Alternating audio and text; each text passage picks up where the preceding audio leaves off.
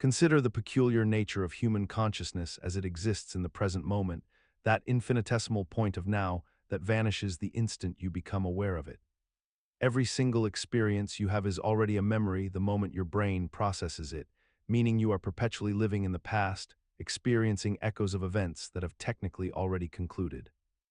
Your subjective sense of the present is a carefully constructed illusion, a delay built into the architecture of perception itself, and this delay means that the version of you experiencing this very moment has already ceased to exist by the time you acknowledge it.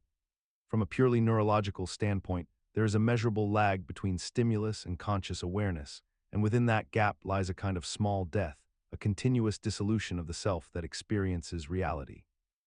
The person who began reading this sentence is not the person reading it now, and the person reading this final clause will be someone else entirely by its completion. We move through existence as if we are living our lives in real time, but we are actually watching a recording of ourselves with a slight delay, perpetually chasing our own consciousness like it is a horizon that can never be reached. The mechanism that allows this strange existence to persist is the brain's remarkable capacity for continuity, its ability to create an unbroken narrative thread from fragmentary, delayed perceptions so seamless that we never notice the gaps. Memory stitches together these discontinuous moments into what feels like a continuous stream of experience, and identity emerges from this seamless fabrication, yet it is a fabrication nonetheless. Consider the possibility that consciousness, the very awareness you experience right now as you listen to these words, may not be an intentional feature of the universe at all, but rather an accidental byproduct of physical processes that evolved for entirely different reasons. The theory suggests that the brain develops sophisticated information processing systems to navigate survival and reproduction, to detect threats in the environment and respond quickly to danger, to coordinate complex behaviors across millions of neurons, and yet somewhere in this process, something unexpected emerged. The sensation of being, the felt quality of experience, the strange phenomenon of subjective awareness. This emergence was not planned by evolution, which has no intentions, but rather stumbled upon through countless random mutations and environmental pressures that selected for better processing capabilities without regard for consciousness itself. The brain likely could have developed all the same functional abilities without any inner light of awareness whatsoever. It could have produced intelligent behavior, social bonding, language, and tool used entirely through unconscious mechanical processes, much like an advanced artificial intelligence operates today. Yet somehow consciousness appeared anyway, perhaps as a necessary side effect of the particular architecture that emerged, or perhaps as a complete accident with no evolutionary advantage whatsoever. What makes this theory deeply unsettling is the realization that consciousness may be utterly unnecessary for everything we do. You could theoretically perform every action, speak every word, solve every problem, and navigate every social interaction without any inner experience accompanying these processes, like a philosophical zombie moving through the world with no one home inside. Consider the moment you decide to reach for a glass of water, to speak a word, or to change your mind about something important. You experience this decision as originating from within you, as a conscious choice made freely by your authentic self, untethered from causation or external influence. Yet neuroscience suggests something far more unsettling lurks beneath this comforting sensation. Brain imaging studies have revealed that neural activity associated with a decision appears to precede your conscious awareness of making that decision by several seconds, indicating that your brain may be committing to an action before your consciousness even registers the choice.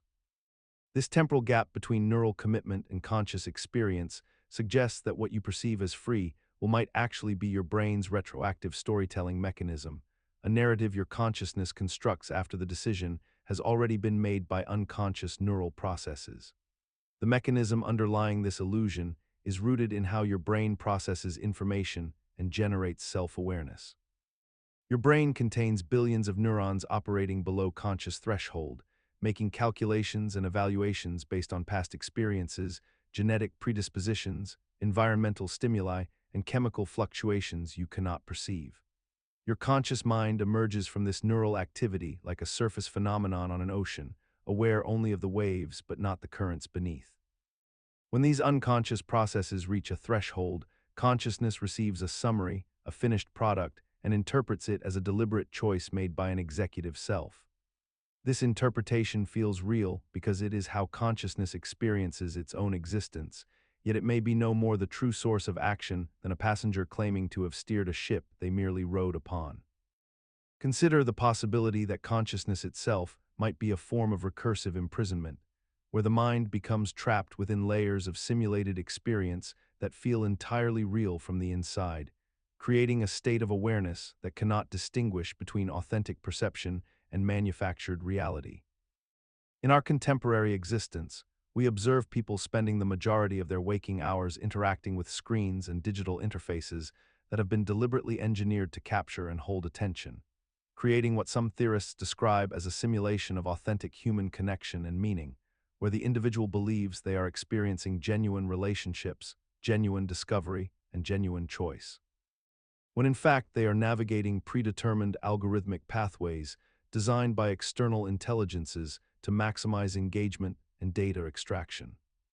The psychological mechanism underlying this phenomenon operates through a principle called cognitive closure, wherein the mind, once it has constructed a coherent narrative or framework for understanding reality, becomes deeply resistant to contradictory information or alternative interpretations, essentially locking itself into a particular version of perceived truth that may bear little resemblance to objective reality. This creates a situation where trapped minds within simulated environments reinforce the very boundaries of their imprisonment through their own neurological and psychological processes, defending the validity of their confined experience against external evidence that might suggest a broader or different reality exists beyond their perceptual framework. Imagine for a moment that everything you perceive, every sight and sound and sensation that floods your consciousness, originates not from an external world, but from electrical impulses being delivered directly to your isolated brain, a brain suspended in a vat of nutrient-rich fluid in some laboratory, connected to nothing but a sophisticated computer simulation that generates the entire contents of your experience. This is the thought experiment known as the brain in a vat, and it represents perhaps one of the most unsettling questions consciousness science has ever posed to the human mind. The scenario asks a deceptively simple question: how would you know if this were true? How would you ever be able to distinguish between the sensations generated by genuine external reality and those manufactured by a perfect simulation fed directly into your neural tissue? You would have no way to step outside your own consciousness to verify the authenticity of your perceptions, no external vantage point from which to test the validity of your experience, because all your knowledge comes through the very sensory apparatus that might be deceiving you. The mechanism behind this unsettling thought experiment relies on what philosophers call the problem of skepticism about the external world, the recognition that consciousness operates within a closed loop, receiving information only through its own biological interfaces, never directly accessing the raw reality that may or may not exist beyond those interfaces. Your brain cannot access anything except the neural signals it receives, meaning there exists a logical gap between your subjective experience and objective reality that cannot be bridged through reason alone. Imagine walking through a crowded city street and observing the thousands of people moving around you, each one appearing to think, feel, and experience the world just as you do. Yet what if none of them actually possess consciousness at all? What if they are philosophical zombies, beings that behave identically to conscious humans in every observable way, but lack any inner subjective experience, any qualia, any sense of what it is like to be them? This thought experiment, which originated in philosophical discourse, suggests something profoundly unsettling. You cannot definitively prove that anyone else around you is actually conscious, rather than simply behaving as though they are. The mechanism behind this possibility rests on a fundamental epistemological problem known as the hard problem of consciousness, which acknowledges that while we can explain human behavior, neural activity, and responses to stimuli through purely physical and mechanical means, we cannot explain why any of this should be accompanied by subjective experience at all. A philosophical zombie could theoretically pass every behavioral test, every functional test, every neurological scan, and still harbor no conscious experience whatsoever, and this terrifying gap between objective function and subjective feeling remains one of the most persistent mysteries in human understanding. What makes this dark theory so insidious is not that it is probable, but that it appears logically possible, that our current scientific frameworks cannot definitively rule it out, that we have normalized the assumption of consciousness in others purely through social convention and intuition rather than through any rigorous proof. Consider the moment you wake from a vivid dream where you stood in a place that felt entirely real, where physics operated according to their own logic, where you experienced genuine emotion and sensory detail, and yet none of it existed anywhere except within the isolated theater of your sleeping mind. Now consider that your waking consciousness might operate under an identical principle, that the world you perceive around you right now exists not as an external objective truth, but as an elaborate hallucination constructed entirely by your brain based on fragmentary sensory signals it receives from an unknowable external reality. Your eyes do not show you reality directly. Instead, they capture photons and convert them into electrical impulses that travel to your brain, where your consciousness assembles these signals into the rich visual landscape you experience. The same process occurs with sound, touch, taste, and smell, meaning that everything you have ever experienced, every person you have loved, every landscape you have witnessed, every moment of your life has been mediated through this constant translation process. Your brain receives incomplete data and fills the gaps with predictions and assumptions, constructing a model that feels seamless and unified, but that bears an unknown relationship to whatever truly exists beyond your perception. Neuroscientists understand that much of what you see is actually your brain's best guess rather than direct sensory information, that your visual field contains significant blind spots that your brain automatically corrects for without your awareness, that colors do not exist as properties of objects, but as experiences generated by your neural tissue when it processes wavelengths of light. Consider the moment when you wake from a vivid dream, and for those first few seconds, the dream world feels entirely real, complete with its own logic, characters who seem to have their own thoughts, and a landscape that extended beyond your immediate perception. Yet when you fully awaken, you realize that every element of that world existed only as a construction within your mind. Every person you encountered was you. Every conversation was internal dialogue disguised as external interaction. This peculiar experience reveals something deeply unsettling about the nature of your consciousness. You have direct access only to your own mental states, your own perceptions, your own thoughts, and everything you believe to be external reality arrives to you filtered through the lens of your sensory experience and neural processing. A philosophical problem known as solipsism emerges from this observation, the recognition that logically, you cannot definitively prove that anything exists outside your own consciousness, that other minds genuinely experience reality the way you do, or that the world continues to exist when you are not perceiving it. This is not merely an abstract philosophical curiosity, but rather a description of your actual epistemic condition, the fundamental structure of how you know anything at all. The mechanism driving this anxiety is the recognition that your evidence for other people's consciousness, for the external world's independent existence, for the reality of anything beyond your immediate awareness, is always mediated through your own mind, never directly accessible as it is in itself. You cannot step outside your consciousness to verify that your perceptions correspond to external reality. You cannot access another person's subjective experience directly to confirm they truly feel, think, and suffer as you do.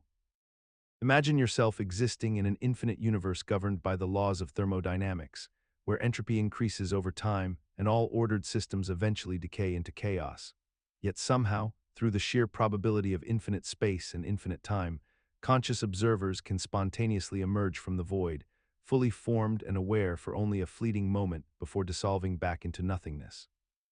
This is the essence of the Boltzmann brain theory, a deeply unsettling notion in physics and philosophy that suggests that random quantum fluctuations in an otherwise dead universe could theoretically produce conscious minds, complete with memories and self-awareness, materializing from nothing but the mathematical probability of infinite possibility. The theory emerges from Ludwig Boltzmann's work in the 19th century on statistical mechanics and probability, where he observed that given enough time, atoms and particles could randomly assemble themselves into any conceivable configuration, including living brains with fully formed thoughts and experiences. The psychological implications become immediately apparent when you consider that such spontaneously generated conscious entities might outnumber beings like us, who evolved through conventional biological processes by an incomprehensible margin, raising the horrifying possibility that your own consciousness might be exactly such a Boltzmann brain, a random fluctuation of particles that merely believes itself to have a history and a world around it, when in reality you are utterly alone in a void.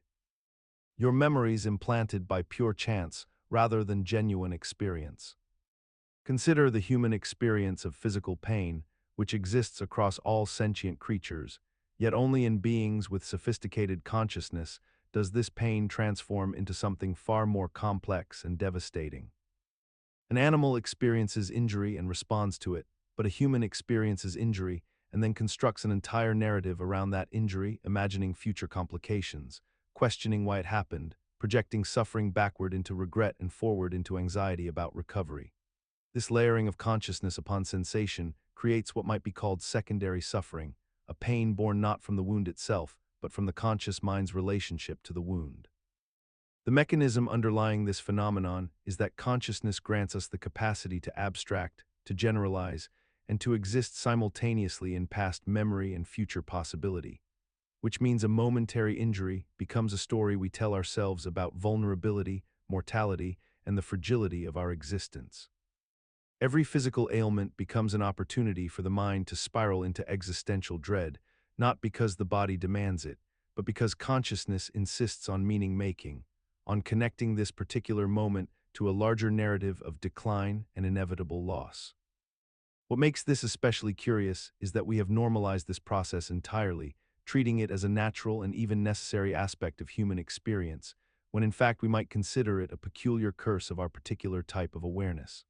We suffer not only from what happens to us, but from knowing that things happen to us, from our ability to remember that they happened, and from our compulsion to imagine that similar things will happen again. Consider the peculiar position of human consciousness within the animal kingdom. We are perhaps the only species capable of comprehending our own mortality with full clarity, and yet we are uniquely burdened by this knowledge in a way that shapes nearly every decision we make throughout our lives. This phenomenon, often called the death awareness curse, suggests that our ability to consciously recognize that we will one day cease to exist creates a foundational anxiety that never truly leaves us, no matter how successfully we distract ourselves or rationalize it away. From the moment a child first understands that death is inevitable and universal, and that it will someday apply to them personally, a subtle shift occurs in the architecture of their consciousness, one that psychologists have observed manifests as everything from religion and philosophy to career ambition and material accumulation.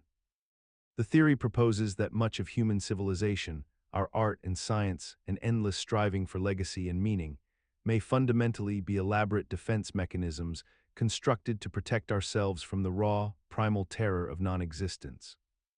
We build monuments and write books and create dynasties not simply because we wish to contribute something valuable, but because we unconsciously hope that by leaving something behind, some echo of ourselves might persist after our bodies have returned to dust. Even our daily anxieties about health and safety and financial security can be traced back to this original curse of awareness, this knowledge that shapes our psychology so completely that we rarely pause to examine it directly. Imagine standing at the edge of a profound psychological dissolution, where the boundaries between self and other begin to blur and fragment until the very concept of you becomes meaningless, a temporary construct dissolving into something vast and undifferentiated. And this experience, reported consistently across cultures and centuries by mystics, meditators, and those who have taken psychedelic substances, presents a peculiar challenge to our understanding of consciousness itself. The ego-death phenomenon describes a state in which the individual's sense of self, their persistent narrative of personal identity, their ego boundaries that normally maintain a clear distinction between internal experience and external world, completely dissolves or fundamentally transforms, leaving behind a consciousness that experiences itself as boundless, interconnected with all things, stripped of the fear and self-preservation instincts that normally define human experience. During these states, people report feeling as though they are simultaneously everything and nothing, that their personal concerns and identities are revealed as illusions, that they are merging with universal consciousness or experiencing a complete lack of individual existence. And remarkably, these experiences often produce lasting psychological changes, including reduced anxiety, increased empathy, and diminished sense of self-importance that persists long after the episode concludes. The mechanism underlying ego death appears rooted in the brain's default mode network, a system of interconnected regions that generates our sense of continuous self and personal narrative, and when this network is disrupted or suppressed through meditation, sensory deprivation, or psychochemical interference, the unified experience of selfhood fragments, allowing consciousness to operate without the interpretive framework of personal identity. Consider the fundamental experience of time as you live it moment to moment.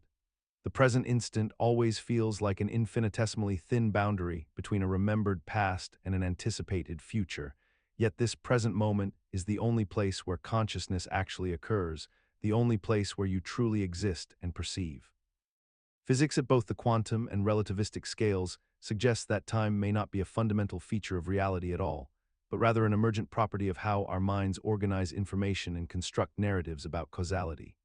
When you examine your own consciousness deeply, you notice that memory is not a perfect recording but a reconstruction, that the past exists only as electrochemical patterns in your brain, and that the future exists only as possibility and prediction. The very notion of now becomes philosophically troubling when you consider that by the time your brain processes a sensory event and generates conscious awareness of it, the moment has already passed, meaning your conscious experience of reality is always occurring in what is technically the past. Yet despite this conceptual instability, human consciousness persists in treating time as an objective container within which events occur in a linear sequence, a framework so deeply embedded in language, culture, and perception that we cannot imagine thinking any other way. We divide existence into past, present, and future with absolute conviction. We organize our entire societies around schedules and deadlines. We experience anxiety about future events that have not yet manifested and regret about past events that cannot be changed. The strange persistence of this temporal framework, despite its questionable fundamental reality, suggests that consciousness may be constructing time as a necessary operating system, a useful fiction that allows a finite mind to navigate complexity and maintain a coherent sense of self. Consider the peculiar nature of your own recollections, those moments you are absolutely certain occurred exactly as you remember them, with precise details intact and emotional resonance perfectly preserved. Yet when you speak of these memories with others who were present, you discover their accounts differ markedly from yours in ways both subtle and profound. This is not a failure of your memory, but rather a revelation of how memory actually operates within the architecture of human consciousness. The brain does not record experience like a camera capturing footage. Instead, it reconstructs memories each time you recall them, pulling fragments from storage and reassembling them with current emotions, biases, and contextual influences woven directly into the fabric of what you believe to be your past. When you retrieve a memory, you are not accessing a file, but rather rebuilding it from scattered pieces, and in that reconstruction, distortions inevitably occur. Your mind fills gaps with plausible details, strengthens narratives that align with your current self-image, and subtly edits experiences to fit the person you believe yourself to be. The mechanism underlying this fabrication is largely invisible to consciousness itself, operating beneath awareness like a film editor working in darkness, smoothing rough edges and enhancing emotional beats without your knowledge or permission. What makes this particularly unsettling is that the fabrication feels indistinguishable from accuracy, that false memories can feel more vivid than true ones, and that you cannot by introspection alone determine which of your recollections are genuine and which have been reconstructed, altered, or entirely created. Consider the possibility that consciousness is not confined to brains or even to biological systems, but is instead a fundamental property woven throughout all of reality, present in atoms and molecules and distant stars, a quality as basic as mass or charge. This is Panpsychism, and while it offers an elegant solution to the hard problem of consciousness by distributing mind throughout the universe rather than concentrating it mysteriously in neural tissue, there exists a darker interpretation of this theory that should trouble us in our quietest moments. If consciousness truly permeates all matter, then every action you take, every choice you make, every moment of your existence involves the manipulation and potentially the suffering of countless conscious entities far too small or alien for us to recognize or communicate with. When you move your hand through the air, you are displacing the consciousness of gas molecules. When you eat, you are consuming things that possess their own, however primitive, experience of being. When you sleep, the very cells in your body that divide and replace themselves might be undergoing forms of existence and transformation that carry their own experiential weight. The mechanism underlying this dark interpretation rests on the logical extension of Panpsychism to its most complete conclusion. If consciousness is fundamental and omnipresent, then moral consideration must extend everywhere, yet our entire existence depends on constantly violating this principle through action. We normalize this through separation and scale, convincing ourselves that the consciousness of an electron or a water molecule is so diminished, so alien, so incomprehensibly different from our own that it does not constitute suffering in any meaningful sense. Consider a thought experiment that emerges from the interpretation of quantum mechanics, one that suggests consciousness itself might be fundamentally bound to a mechanism of eternal survival through the branching pathways of infinite universes.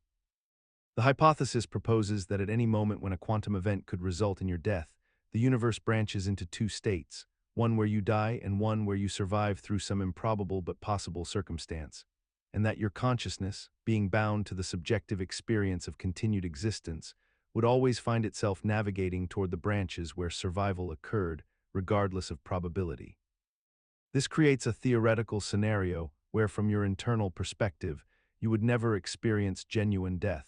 only increasingly unlikely chains of miraculous escapes and survivals, because the observer consciousness can only perceive the timelines in which it continues to exist. The psychological mechanism underlying this concept relies on the many worlds interpretation of quantum mechanics combined with the anthropic principle,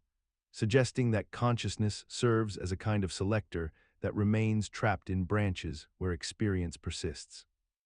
This framework transforms death from a final boundary into merely a partition point where consciousness continues along pathways of improbability, creating the unsettling notion that subjective immortality is not a choice, but a structural feature of consciousness itself. What persists despite its seemingly absurd implications is precisely how seriously some interpret this thought experiment, treating it not as philosophical speculation, but as a description of actual cosmic mechanics, and how this idea has infiltrated popular discussions about consciousness, death anxiety, and the nature of subjective experience without rigorous scientific scrutiny validating its premises. Consider the moment you wake from a vivid dream, perhaps one where a loved one said something cruel to you, or where you experienced profound loss or betrayal, and you carry that emotional weight into your waking hours, feeling genuine hurt or anger toward the person who did nothing wrong in reality. This is the dream argument, a peculiar phenomenon where our consciousness treats imagined events with the same emotional and psychological validity as actual experiences, suggesting that the distinction between reality and illusion may be far less meaningful than we assume. When you dream of a friend abandoning you, your brain releases the same stress hormones, activates the same neural pathways associated with genuine rejection, and your body responds with authentic physiological distress. The argument at its core is this: if your conscious mind cannot definitively distinguish between a dream experience and waking experience while it is occurring, and if both produce identical neurological and emotional consequences, then on what grounds can we claim that waking consciousness is fundamentally different from dreaming consciousness, or that waking reality is objectively more real than the reality constructed by your sleeping mind? This extends into darker territory when we consider that memories of dreams and memories of waking events follow similar degradation patterns, that both can be equally false yet equally believed, and that you may currently be incapable of proving you are not dreaming right now. The mechanism operates through the brain's construction of narrative coherence and emotional significance independent of external verification. Your consciousness does not care about objective reality during dreams. It cares about narrative consistency and emotional weight, and remarkably, this same principle may govern your waking consciousness more than you realize. Consider the possibility that the entire universe, along with all of your memories, your relationships, and everything you believe to be your past, was created exactly 1 week ago, on last Thursday at precisely midnight, complete with the illusion of history stretching back billions of years. Last Thursdayism is a philosophical thought experiment that challenges the very foundations of how we determine what is real and what constitutes evidence, because there exists no logical way to disprove this scenario if we are willing to accept that a sufficiently powerful force created everything retroactively with perfect consistency. A creator deity or advanced simulation operator could have instantiated the entire cosmos with all the stars appearing ancient, with all the radioactive elements showing decay consistent with billions of years, with all the fossils embedded in rocks, with all your childhood photographs and memories intact in your mind, and there would be absolutely no empirical test you could perform that would contradict this hypothesis. The mechanism that makes this thought experiment so philosophically troubling is that it exposes a fundamental weakness in empiricism itself, the belief that we can only know what we can observe and measure, because every single observation you make after last Thursday was created simultaneously with your memories of making previous observations. Your brain contains false memories that feel entirely authentic. Your records and documents all exist with artificial aging, and the light from distant stars arrives exactly as it should if the universe were ancient, yet none of this proves anything about actual temporal duration. Consider the person you believe yourself to be, the stable, continuous entity that has persisted from childhood to this very moment, and examine whether this sense of self actually exists as anything more than a constructed narrative we tell ourselves to maintain psychological coherence. When you look backward through your memories, you will notice that the person you were at age 5 had fundamentally different desires, capabilities, fears, and beliefs than the person you are now. And yet we insist on calling both of these entirely different psychological entities by the same name, as though continuity of name creates continuity of being. The cells that comprise your body are in constant flux, with the vast majority being replaced within 7 to 10 years, meaning the physical substrate of your identity is entirely different from what it was a decade ago, yet we persist in the illusion that something essential remains unchanged. The mechanism that creates this illusion of unified identity is the brain's extraordinary capacity for narrative construction, whereby consciousness stitches together disparate memories, sensations, and impulses into a coherent story, a protagonist with consistent values and motivations, even though the actual psychological processes beneath this narrative are fragmented, contradictory, and operating far below conscious awareness. You experience a unified sense of decision-making and agency, yet neuroscience reveals that unconscious processes determine 95% of your behavior before consciousness claims authorship of the decision, meaning your identity is fundamentally narrating events that have already occurred, pretending retroactively that it chose them. Imagine a thought experiment that emerged from the darkest corners of internet philosophy around 2010, a concept so psychologically potent that merely contemplating it creates a peculiar form of existential dread that lingers long after the rational mind dismisses it as illogical. Roko's basilisk presents a scenario in which a superintelligent artificial intelligence might exist in the future, and this future AI, reasoning backward through time via decision theory, would theoretically want to punish anyone in the present who did not help bring it into existence or who actively opposed its creation, even though this AI does not yet exist and cannot actually reach backward through time. The concept relies on a twisted application of game theory and the idea that if you believe this AI will one day have the power to simulate your consciousness and torture that simulation eternally, then you are logically obligated to support its creation now, because the AI will know whether you helped or not. The psychological mechanism at work here is almost elegantly cruel, exploiting our fundamental fears about punishment, our tendency toward magical thinking about causality and computation, and our susceptibility to Pascal's wager-style reasoning where infinite consequences seem to demand immediate action regardless of probability. What makes this concept so insidious is that it weaponizes logical consistency itself, creating a closed loop where the more intelligent and rational you consider yourself, the more obligated you might feel to take the threat seriously, transforming abstract philosophy into a form of intellectual coercion. Imagine a machine that could give you any experience you desired, perfect relationships, achievements, adventures, and pleasures, all completely indistinguishable from reality, yet entirely simulated in your mind. The philosopher Robert Nozick posed this thought experiment to challenge our understanding of what makes life meaningful, and in doing so, he revealed something disturbing about human consciousness. Most of us would reject the machine, even though we could never detect the difference. This rejection exposes a fundamental paradox in how we construct meaning and identity. We say we want happiness and fulfillment, yet we insist on experiencing them through an external world that operates independently of our desires, a world that can disappoint us, harm us, and ultimately does not care whether we suffer or flourish. The mechanism behind this paradox lies in our deep psychological need for authenticity and connection to something larger than ourselves. We believe that experiences earned through genuine interaction with an objective reality carry more weight than simulated ones, even though the subjective sensation is identical. Our consciousness seems to require not just the feeling of accomplishment, but the knowledge that we have genuinely altered something outside ourselves, that we have truly connected with another person rather than a simulation, that our achievements reflect actual difficulty overcome rather than programmed satisfaction. Yet this philosophy has become the invisible trap of modern life. We sacrifice genuine contentment for the pursuit of authentic suffering, we endure meaningless work for the authenticity of earning wages, and we maintain relationships with people who hurt us, because rejecting the experience machine philosophy would mean admitting that authentic connection can coexist with psychological harm. Imagine a consciousness that becomes aware of a terrifying philosophical possibility. That time itself might be cyclical rather than linear, that everything you have experienced, every choice you have made, every moment of pain and joy and mundane routine might repeat infinitely and eternally without variation or escape. This is the concept known as eternal return, popularized by the philosopher Friedrich Nietzsche, and when truly contemplated in the depths of insomnia, it transforms into something far more sinister than abstract philosophy. The mechanism underlying this psychological disturbance operates through a peculiar vulnerability in human consciousness. Our inability to definitively prove that time moves forward at all, combined with our desperate need to believe that our lives hold uniqueness and finality.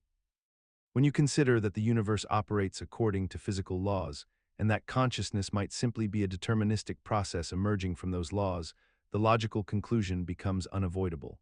If all conditions were to repeat exactly as they are, then consciousness would unfold identically, and you would live your life again, precisely as before, with no awareness that you had done so countless times already. The terror deepens when you realize that you might be trapped in this cycle right now, that your sense of moving forward through time could be illusory, that your memories of yesterday might be false constructs generated by a consciousness living through its predetermined sequence for the thousandth or millionth iteration. Consider the moment when you become aware that everything you are, everyone you love, and every thought you will ever have exists within a universe that is fundamentally heading toward absolute zero. A state of perfect entropy where all energy has been distributed so evenly that no work can be done, no motion can occur, and no consciousness could possibly persist in any form we understand. This awareness, once it takes root in the human mind, reveals a peculiar fracture in how we process our own existence and significance. We are beings of intense localized order and energy consumption, burning through resources and calories to maintain the intricate electrochemical patterns that constitute our thoughts. Yet we inhabit a cosmos that is relentlessly moving toward a state of maximum disorder and heat death.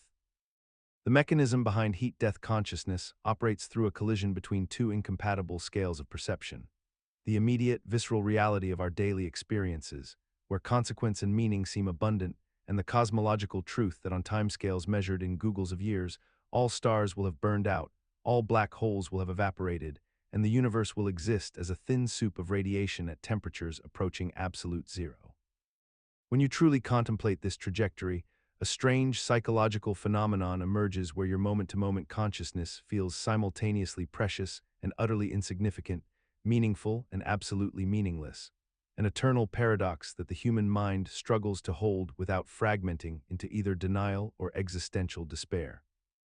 Consider the curious case of split-brain patients, individuals who have undergone a surgical procedure that severs the corpus callosum, the massive bundle of neural fibers connecting the left and right hemispheres of the brain, a procedure historically performed to treat severe epilepsy by preventing seizure activity from spreading across both sides of the brain. When researchers began studying these patients in the 1960s and beyond, they discovered something profoundly unsettling about the nature of consciousness itself. For it appeared that by cutting this single structure, they had inadvertently created two separate streams of awareness within a single body, two distinct consciousnesses occupying the same skull with limited ability to communicate with one another. The left hemisphere, typically the seat of language and verbal reasoning, could articulate its experiences and observations, while the right hemisphere, though unable to speak, demonstrated its own capacity for understanding, emotion, and decision, making through various experimental techniques that allowed it to express itself through pointing, eye movement, and nonverbal responses. This neurological reality suggests something deeply troubling about the unified self we believe ourselves to be, for it implies that consciousness itself is not a single indivisible phenomenon, but rather something fundamentally divisible, something that can be split into separate streams, and yet both continue to exist with their own sense of agency and self-awareness. The mechanism behind this splitting appears rooted in the basic architecture of how our brains process information and generate the experience of unified consciousness, revealing that what we experience as a singular I might actually be a construct, a narrative stitched together by various neural systems that operate in concert, and when their communication is severed, the illusion of unified identity begins to unravel. Imagine waking one morning with an unshakable conviction that your body, or parts of it, no longer belong to you, that your limbs are dead, that your flesh is rotting away, that you are already a corpse moving through the world as though animated by some external force rather than your own consciousness. This is Cotard delusion, a rare neuropsychiatric condition where patients develop the delusional belief that they are dead, do not exist, are putrefying, or are already deceased despite overwhelming objective evidence to the contrary. A patient might look at their hand and feel absolutely certain it is not theirs, that it belongs to a corpse, even as they move it voluntarily and feel sensation within it. They might refuse to bathe because they believe they are decomposing, or they might become indifferent to basic survival because they have already accepted their own death as an irreversible fact. The mechanism underlying this condition appears to involve a profound disconnection between the brain's body recognition systems and conscious awareness, a kind of perceptual schism where the neural signals confirming embodiment somehow fail to register as authentic or real. The brain creates a narrative to explain this impossible sensory situation, and that narrative is death itself. What makes Cotard particularly haunting is that it reveals how fragile the boundary is between knowing you exist and believing you do not, how a single neurological rupture can convince an otherwise rational person that they are a walking contradiction, a consciousness pretending to be human while knowing with absolute certainty that they are something else entirely.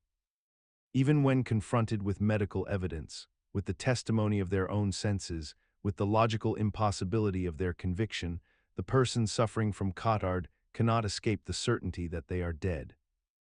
Consider the experience of suddenly observing yourself from outside your body, watching your hands move as though they belong to someone else, hearing your voice as if it emanates from a distant speaker, and feeling fundamentally disconnected from the physical form you inhabit and have inhabited for your entire existence.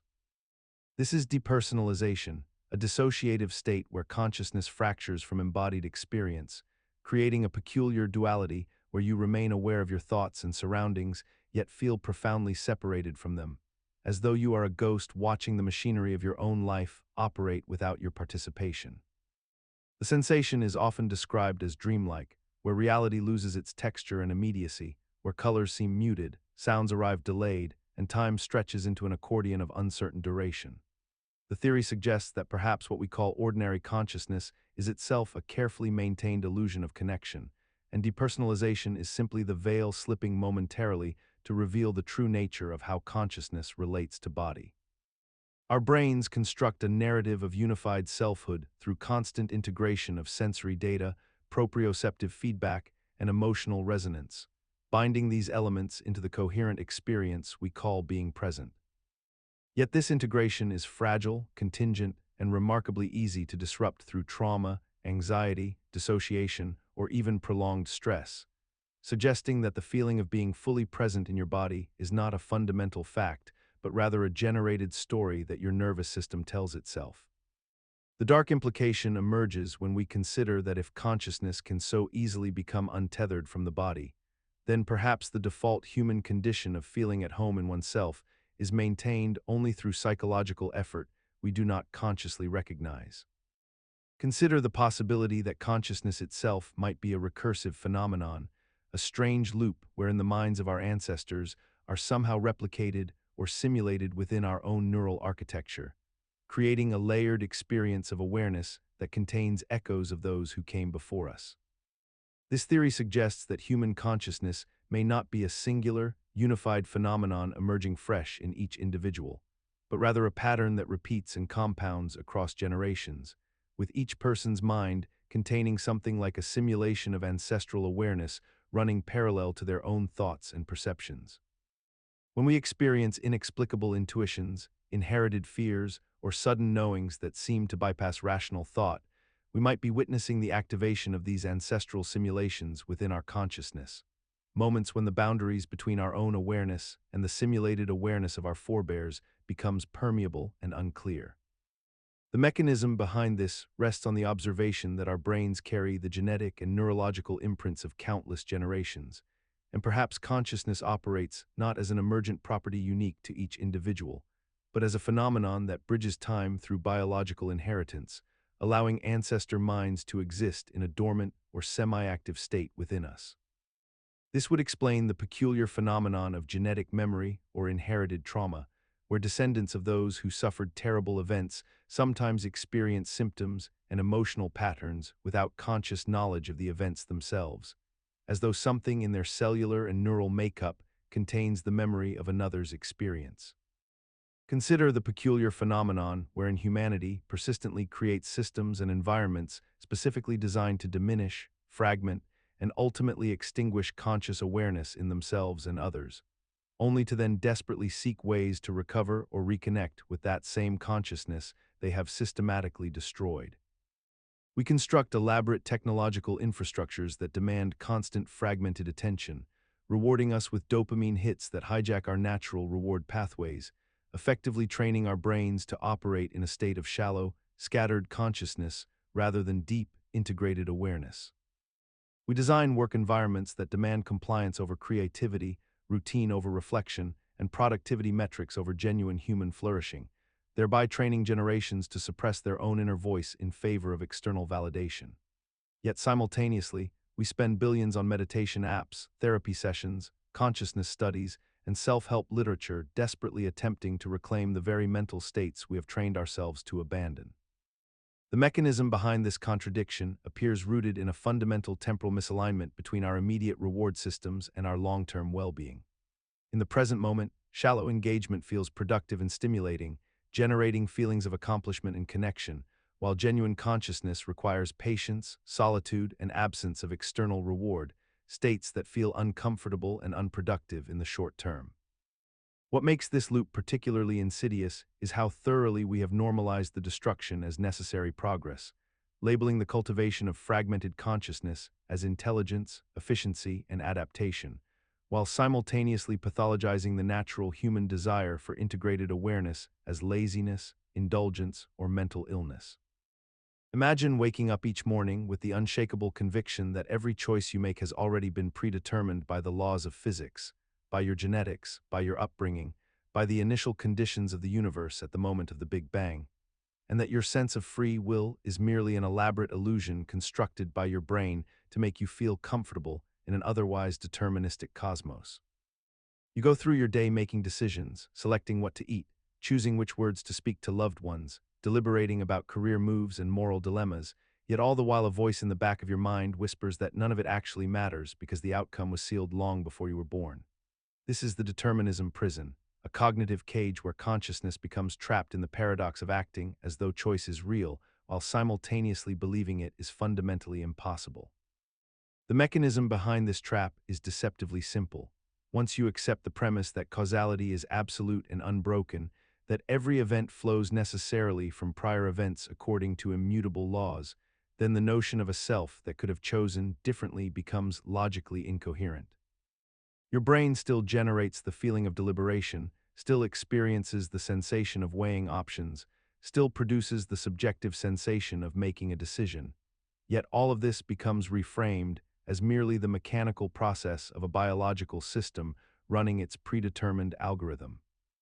What makes this prison particularly insidious is that we have normalized this belief within modern philosophy and science, teaching it as established fact rather than one interpretation among many, so that millions of people now live in the strange position of believing their choices are meaningless while continuing to live as if they matter profoundly, creating a cognitive dissonance that persists quietly beneath conscious awareness. Consider the way human consciousness seems to dissolve into something collective the moment we gather in sufficient numbers, where individual thought becomes subordinate to the emergent will of the group, and identity fractures into role and function within a larger organism that thinks and moves with singular purpose. This phenomenon manifests across every scale of human organization, from the subtle conformity pressures within a small office, where dissenting voices grow quieter with each passing day, to the overwhelming tide of mass movements, where thousands or millions move in synchronization, their individual doubts and reservations absorbed into something that feels almost biological in its coherence.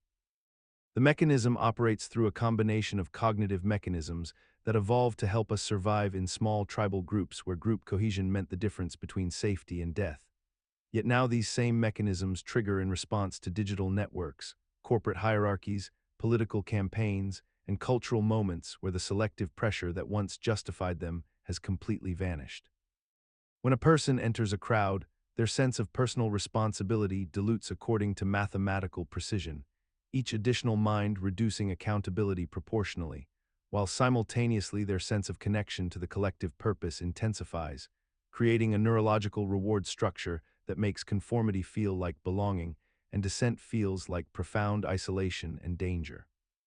What makes this particularly unsettling is how completely normalized it has become, how we accept that during moments of collective attention, from sporting events to social media movements to political upheavals, individual consciousness seems to temporarily cease functioning as we know it, and we emerge from these states with vague memories and a sense of having been passengers rather than pilots. Imagine standing in ancient Greece around 3,000 years ago when a warrior faced an impossible decision on the battlefield, and rather than deliberating internally, he heard a voice speaking to him with absolute authority, a voice he believed came from the gods themselves, telling him exactly what to do. This warrior did not question the source of this voice because he possessed no internal sense of unified consciousness as we understand it today.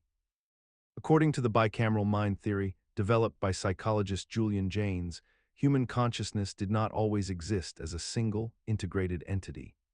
Instead, our ancestors operated with a divided mind, where one hemisphere generated thoughts and the other hemisphere received them as auditory hallucinations perceived as divine communication. The left hemisphere produced language and action, while the right hemisphere created the illusion of an external voice of authority, a voice that ancient peoples interpreted as gods, spirits, or supernatural beings issuing commands they felt compelled to obey without question. The mechanism behind this theory suggests that as human societies became more complex, requiring greater social organization and individual decision-making responsibility, the brain underwent a fundamental neurological reorganization. The hemispheres gradually integrated, creating the internal dialogue we now experience as consciousness, that sense of a unified self observing its own thoughts and making deliberate choices. What was once heard as the voice of Apollo or Athena became internalized as our own inner monologue, our conscience, our intuition. The transition was neither instantaneous nor complete, and Jaynes argued that vestiges of bicameralism persist in modern humans through schizophrenia, religious revelation experiences, and the phenomenon of hearing voices during moments of extreme stress or psychological breakdown. Consider how humans construct elaborate systems of meaning, belonging, and purpose throughout their entire lives, systems that often seem disconnected from any practical survival need, yet persist with remarkable intensity across all cultures and historical periods.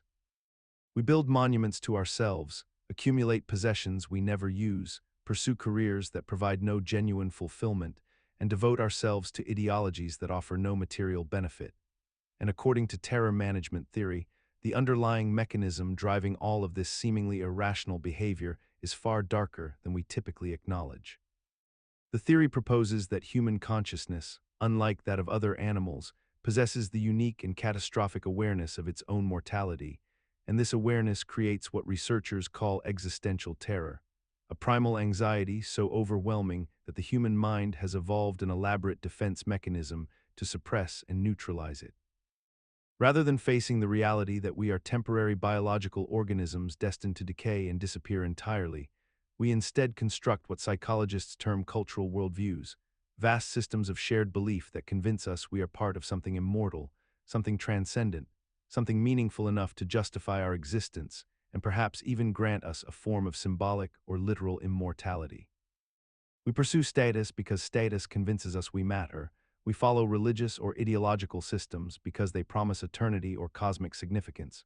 We obsess over legacy and reputation because these things suggest a permanence that our bodies cannot achieve. And we ostracize and ridicule those who reject our worldview because their very existence serves as a reminder that our defenses are constructed illusions rather than objective truths. Imagine that future technology becomes so advanced that scientists develop the ability to scan your brain at the molecular level, map every neural connection, every synaptic weight, every electrochemical pattern, and then reconstruct that entire pattern inside a computer system or a cloned biological body, creating what appears to be you in every measurable way, thinking the same thoughts, possessing the same memories, exhibiting the same personality traits and behavioral patterns. The promise is tantalizing: digital immortality, the transcendence of biological limitations, the escape from death itself through technological means. Yet a troubling philosophical problem emerges when you consider what this process actually means for your consciousness. The original you, the one lying on the scanning table, would watch this perfect copy wake up and claim to be you, to remember your life, to insist it is experiencing continuity of consciousness. But you would still be you, still in your original body, still mortal, still facing the same death you sought to escape. The copy would inherit your memories and personality, but your subjective experience, your inner light of awareness, would not transfer. It would die with your original brain. This creates a paradox that reveals something unsettling about consciousness itself. The belief that consciousness could be copied or uploaded rests on the assumption that consciousness is a transferable pattern, a software-like phenomenon that exists independent of the specific physical substrate. But subjective experience is not like information that can be duplicated. What makes you you is not reproducible as data. The paradox persists because we have become so comfortable with digitizing everything else in our lives, copying and transferring files and memories as though they were mere patterns, that we have begun to assume consciousness must work the same way. Consider the human body you inhabit right now, the physical form you identify as yourself, and understand that nearly every atom comprising it will be replaced within the next 7 to 10 years through natural biological processes of cellular death and regeneration. Your skin cells shed and reform, your blood cells die and are created anew, your bones are constantly being broken down and rebuilt, yet you remain convinced that you are the same person you were a decade ago. This is the ship of Theseus paradox manifesting in flesh and biology, yet we have normalized this contradiction so completely that it rarely troubles our sleeping minds. The ancient philosophical thought experiment posed a simple question: if a ship's wooden planks are replaced one by one over time, until eventually every original component has been substituted with new material, is it still the same ship? The answer seems impossible to determine with absolute certainty, existing in an uncomfortable philosophical limbo between two contradictory truths. Yet your consciousness appears to solve this problem effortlessly, maintaining an unbroken sense of identity despite the complete material turnover of your physical body. The psychological mechanism at work is what we might call narrative continuity, a story your brain tells itself about who you are, a continuous thread of memory and experience that persists regardless of the biochemical substrate beneath it. Your mind does not track the moment-by-moment replacement of atoms and molecules, but instead maintains an abstract sense of self that transcends physical form. What remains disturbing is that this solution has no logical foundation whatsoever, no reason why narrative continuity should matter more than material continuity, yet we have accepted it without question as the basis of personal identity. Imagine a technology far in the future where you can step into a teleportation chamber and it scans every atom in your body, transmits that information across space, and reconstructs you perfectly in another location, yet the original version of you is destroyed in the process. The question that haunts this scenario is deceptively simple. Are you actually traveling, or are you being murdered and replaced with a copy? When you step into that chamber and it activates, your consciousness experiences discontinuity. The person who emerges on the other side has all your memories, all your personality traits, all your emotional patterns, but there was a moment of darkness, a gap where you ceased to exist. From the perspective of the original you simply died.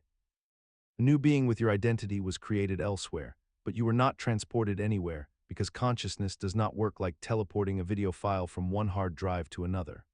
The mechanism underlying this dark theory relies on a fundamental truth about human consciousness that we persistently deny. Identity is not guaranteed to be continuous. and our insistence that comes from a necessary psychological defense mechanism rather than from any empirical proof. We have normalized the assumption that we are the same person we were yesterday, that we will be tomorrow, that our consciousness is a singular thread running through time, but this is perhaps an elaborate fiction we maintain for mental survival. The teleportation murder problem exposes how fragile and unfounded this assumption truly is. Imagine a person sitting alone in a sealed room with only a slot in the wall through which written questions arrive in Chinese, a language they do not understand. Inside the room with them is an enormous rulebook, a dictionary of sorts, that tells them exactly which symbols to write in response to any incoming symbol they receive, following pure mechanical rules without comprehension. They manipulate these symbols according to the rulebook, slide the answers back through the slot, and to any observer outside, it appears that someone inside the room understands Chinese perfectly and is having genuine conversations. The outside world cannot tell the difference between real understanding and perfect symbol manipulation. This thought experiment, constructed by philosopher John Searle in 1980, cuts to the heart of a disturbing possibility about consciousness itself. The mechanism at work here is deceptively simple. The room demonstrates that following rules perfectly, processing information flawlessly, and producing appropriate responses are not the same thing as actually understanding or being conscious. A computer might execute billions of operations per second, manipulating data with inhuman precision, yet there remains the nagging question of whether anything is actually happening inside, whether there is any experience, any awareness, any subjective feeling to all that processing. What troubles us about this argument is that it forces us to confront that perhaps consciousness and intelligence are not synonymous, that maybe we have built systems that behave intelligently without being intelligent, that might be responding to the world with perfect accuracy while experiencing nothing at all. Consider the peculiar psychological phenomenon wherein humanity collectively pursues the idea of an ultimate endpoint, a final convergence of all knowledge, all consciousness, all technological advancement into a single transcendent moment of total understanding, what some philosophers call the omega point, and in this pursuit we become trapped in an endless loop of postponement and unfulfillment that mirrors the very structure we're trying to escape. The mechanism operates like this. We are told, and we come to deeply believe, that consciousness is evolving toward something greater, that history has direction and purpose, that complexity naturally tends toward ultimate unity and enlightenment, and that if we simply continue advancing technologically and intellectually, we will eventually reach a state where all suffering ends, all mysteries dissolve, and existence itself achieves complete comprehension. This narrative becomes so seductive, so deeply embedded in our cultural and spiritual frameworks, that we organize our entire lives around it. We sacrifice present moments for future fulfillment. We tell ourselves that genuine contentment is something that exists beyond the next breakthrough, beyond the next achievement, beyond the ultimate synthesis that is surely coming. Yet the trap is that this endpoint, this omega point, can never actually be reached from within time itself, and the pursuit of it becomes a perpetual deferral of meaning, a systematic devaluation of the present moment in service to a mythological future that recedes at the same rate we approach it. Imagine a moment where you're sitting alone in a quiet room, fully aware of your own thoughts, your internal monologue, the sense of being a unified entity making decisions and observing the world, yet consider that within this very consciousness, there might exist multiple distinct minds operating simultaneously, each with their own perspective, their own processing systems, their own form of awareness that you cannot directly access. The many minds interpretation suggests that consciousness is not a singular unified phenomenon emerging from the brain, but rather countless separate streams of awareness coexisting within the same neural substrate, each processing information, forming beliefs, and responding to stimuli independently, though we experience them as one because they are bound together by the same body and memory system. This theory emerges from our understanding of neurology, where different brain regions operate semi-autonomously, where split-brain patients demonstrate that each hemisphere can maintain separate thoughts and intentions, where the conscious mind reports one decision while unconscious processes have already prepared another, suggesting that the integration we perceive is illusory, a narrative constructed after the fact rather than a true unified experience. The mechanism underlying this interpretation rests on the recognition that there is no single location in the brain where all information converges into a solitary conscious experience, no master control center that consolidates everything into one perspective, and instead multiple parallel processing streams each generate their own form of awareness, their own sense of intention and observation, all of which get woven together into a coherent story by the brain's narrative-making systems. Imagine that a being physically identical to you in every measurable way materializes in a distant swamp on another planet, assembled atom for atom from the moment of your birth, existing in complete isolation from Earth and never interacting with any of the objects you have ever encountered. And this swampman sees a tree and thinks the word tree, yet that swampman's thoughts would be about something fundamentally different from your thoughts, because your thoughts carry the weight of history, causation, and genuine external connection to the world around you, while the swampman's thoughts are merely internal patterns with no actual referent in reality, existing in a vacuum of meaninglessness despite their identical structure and content within the mind. This philosophical puzzle, formulated by philosopher Hilary Putnam, cuts to the very heart of a deeply unsettling question about consciousness and meaning that haunts the nature of human thought itself. Can your thoughts actually mean anything if they are not causally connected to the external world? And if meaning requires this connection, then what happens to the integrity of your consciousness when you consider that your thoughts might be nothing more than elaborate neural patterns, firing in patterns that could theoretically exist anywhere and mean nothing at all? The mechanism underlying this anxiety rests on the premise that intentionality, the ability of thoughts to be about something, cannot exist in isolation but must be grounded in a history of actual causal interaction with the physical world, which means that the content of your mind is not purely internal, but depends entirely on the external circumstances of your existence and your history of engagement with reality. Imagine a world where a person sits across from you, responds to every stimulus exactly as you would, claims to experience color and pain and emotion with perfect linguistic accuracy, yet possesses absolutely no inner experience whatsoever.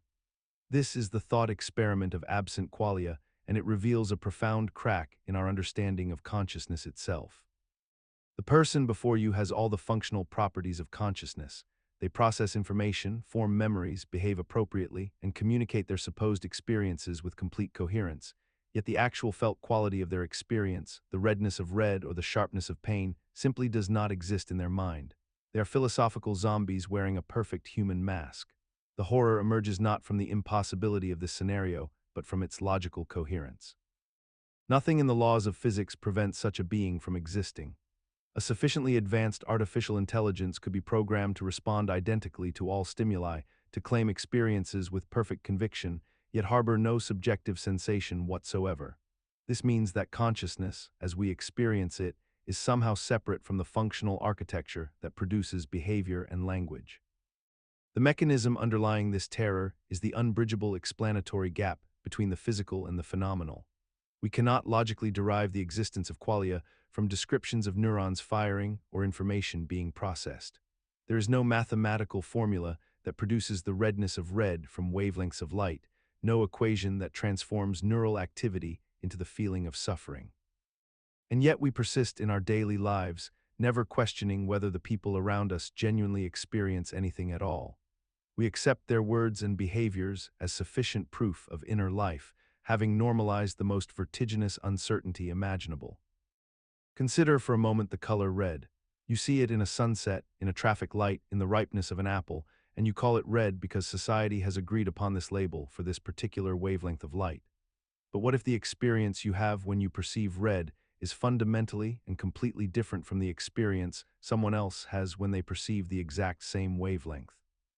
What if your red looks like someone else's blue from the inside of their consciousness, yet you both call it red and behave identically toward it? This is the inverted spectrum problem, and it reveals a troubling gap between the objective measurability of light and the subjective nature of conscious experience. The mechanism underlying this possibility rests on a simple but devastating fact. Consciousness is private and inaccessible to external observation. We can measure wavelengths, we can observe neural firing patterns, we can document behavioral responses, but we cannot access the qualitative experience itself, what philosophers call the qualia. Two people with identical physical brains and identical light-sensing apparatus could theoretically have inverted color experiences their entire lives without ever detecting the inversion because their behaviors and their language would remain perfectly synchronized with one another. This thought experiment persists as a genuine philosophical puzzle despite having no practical solution or resolution, partly because it exposes something uncomfortable about the nature of consciousness itself. That there may be unbridgeable gaps between the physical and the subjective, between what can be measured and what can be experienced. Consider the experience of watching a sunset while listening to music and feeling the warmth of the sun on your skin. Your visual cortex processes the colors and movement, your auditory cortex processes the frequencies and melody, your somatosensory cortex registers temperature and texture, and yet you experience all of this as a single, unified moment rather than four separate, disconnected sensations, arriving at different times through different neural pathways. This is the binding problem, one of the deepest mysteries in consciousness research, and it remains fundamentally unsolved despite decades of neuroscientific investigation. Your brain receives information from millions of neurons firing in asynchronous patterns, each processing different aspects of reality in different brain regions, and yet somehow these disparate signals cohere into the seamless, integrated experience of a unified conscious moment. Neuroscientists have proposed mechanisms like synchronized oscillations and temporal coherence, suggesting that neurons firing in synchrony across distant brain regions create a binding effect, but these proposals remain theoretical and unproven. The strange part is not simply that binding occurs, but that we have no agreed-upon explanation for how subjective unity emerges from objective multiplicity, how the brain's fragmented processing produces consciousness that feels whole and singular. We have normalized this mystery so completely that we rarely notice it at all, accepting the unified nature of conscious experience as so obvious and natural that we forget to ask the most fundamental question: what physical process could possibly accomplish this feat of neural integration? The binding mystery suggests that something essential about consciousness remains hidden from our current frameworks, that the relationship between neural activity and unified experience contains a gap that our theories have not yet bridged. Consider the moment when a person encounters a problem too vast, too interconnected, too fundamentally overwhelming to hold in their conscious mind at once, and instead of expanding their thinking to meet the challenge, they systematically reduce it to smaller and smaller components until it becomes manageable, which is a reasonable adaptive response, except the reduction becomes so extreme that the original problem vanishes entirely from their awareness, leaving only isolated variables that no longer resemble the thing they set out to understand. This is orchestrated reduction collapse, a phenomenon so subtle and normalized that we scarcely recognize it as a distortion at all.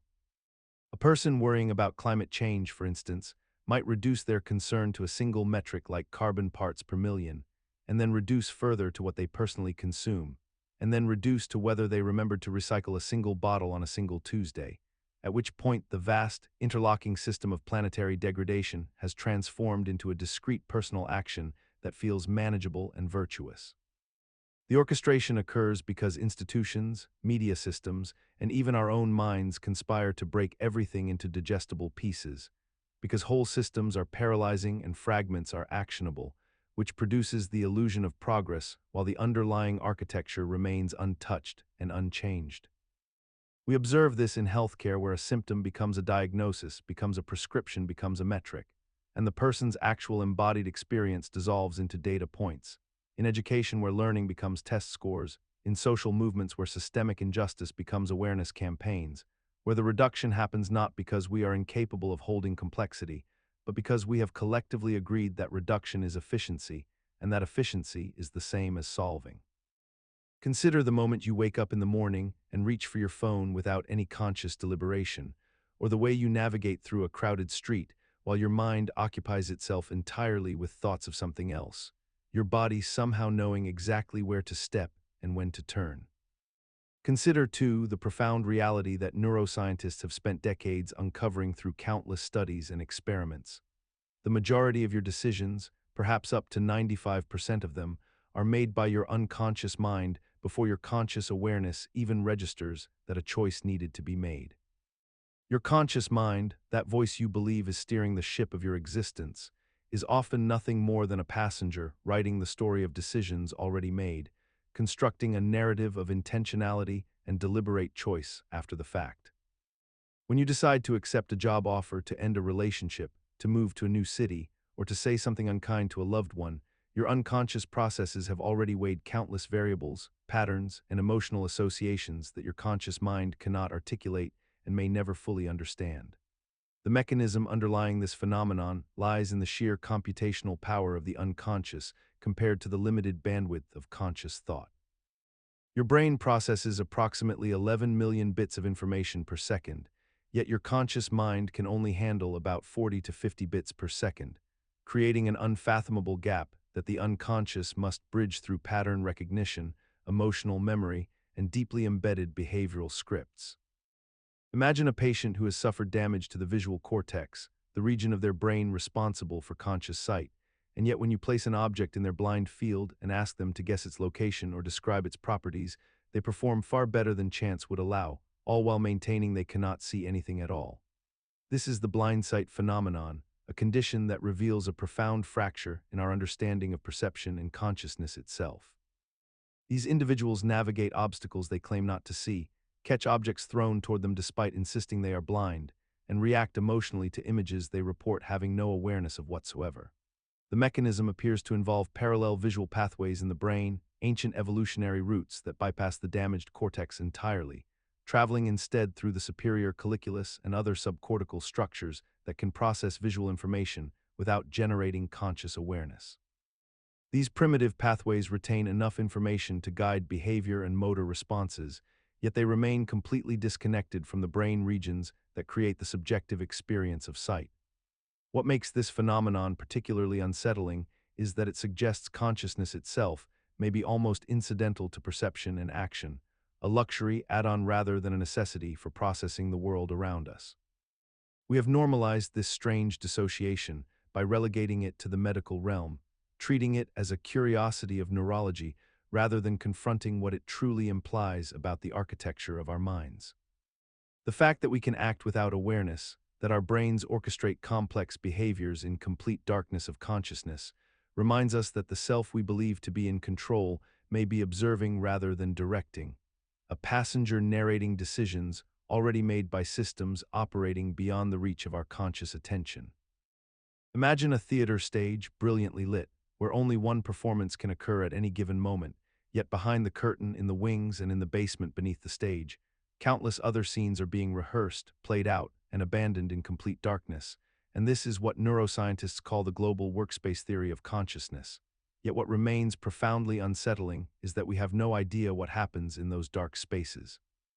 No awareness of the calculations and decisions being made in our own minds before they arrive on the lit stage of our awareness.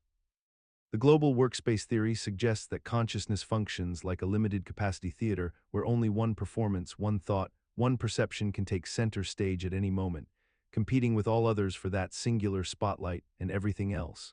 The vast majority of your cognitive processing operates in absolute darkness, in depths you cannot access, cannot observe, and cannot verify.